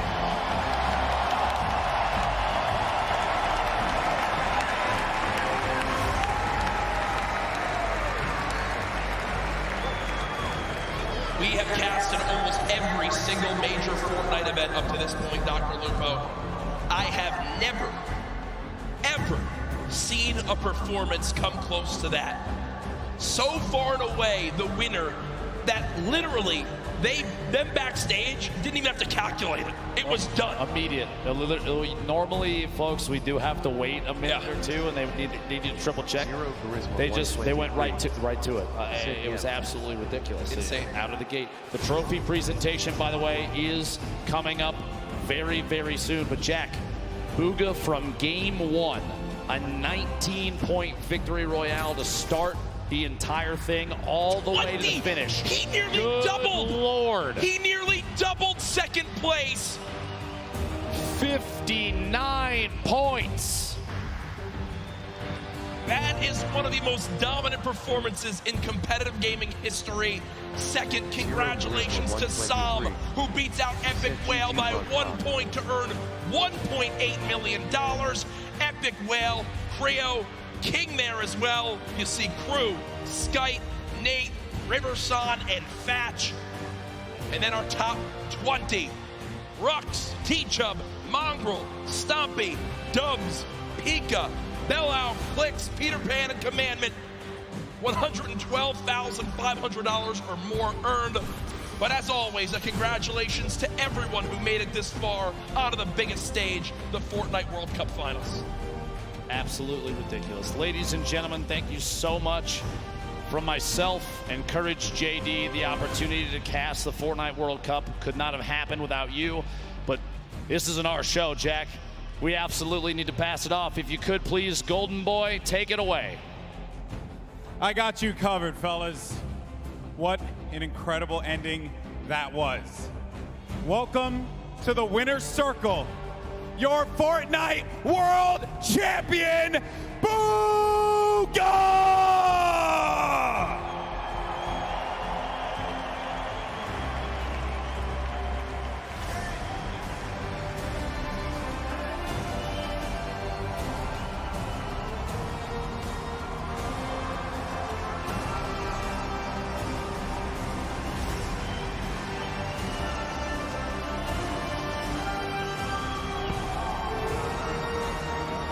Ladies and gentlemen, this cup is yours.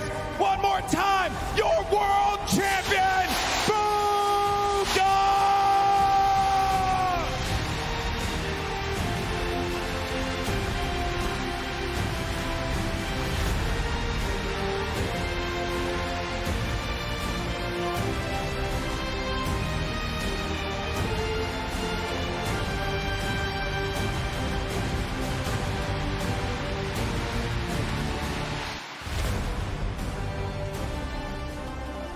Man, I won't lie, I have a tear in my eye for you, bro.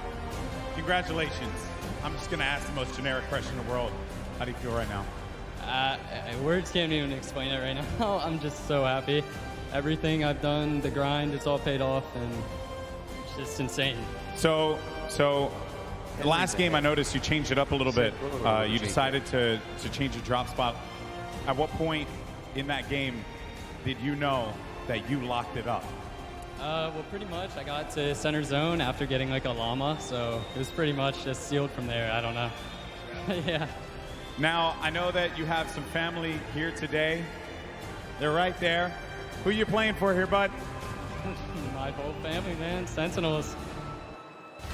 And finally, you know what? I don't even think we need to say anything else. Give it up one more time. Your champion of the world, Booga!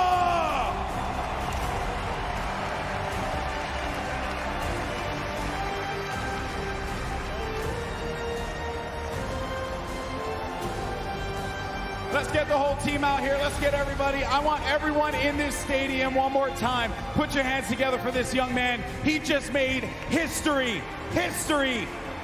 $3 million in prizing. The greatest Fortnite player in the world, hands down. There is not even a question.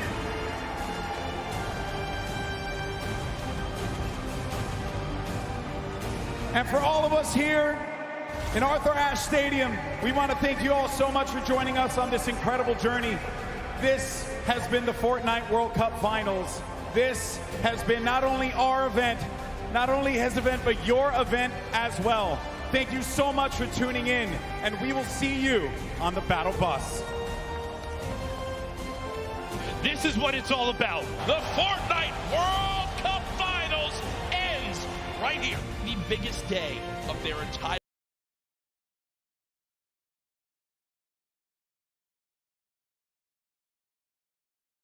battle bus is loaded. It is time. Shots coming in.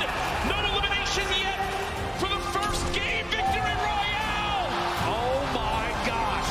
By that storm, someone's going to be above him. He's too good. An elimination onto Skype. He's still holding position. Dubs has the high ground, but he gets in front of him. And Dubs gets a victory royale. King wants to jump into your box. It's his box now. Oh, what a beast. We have some great players still left in this game, but Mongrel with 4 eliminations is looking for number 5. Going up against the player, it's gonna be Booga. The game 1 winner will not be enough against Mongrel, who does get kicked quite a bit. He loses a lot of HP. No more builds, but the victory royale goes to the veteran Som. History is about to be made here. He's smiling. He knows it. He knows it. Ridiculous. The final moments of Fortnite World Cup. Oh my gosh. Bow down. Surprise.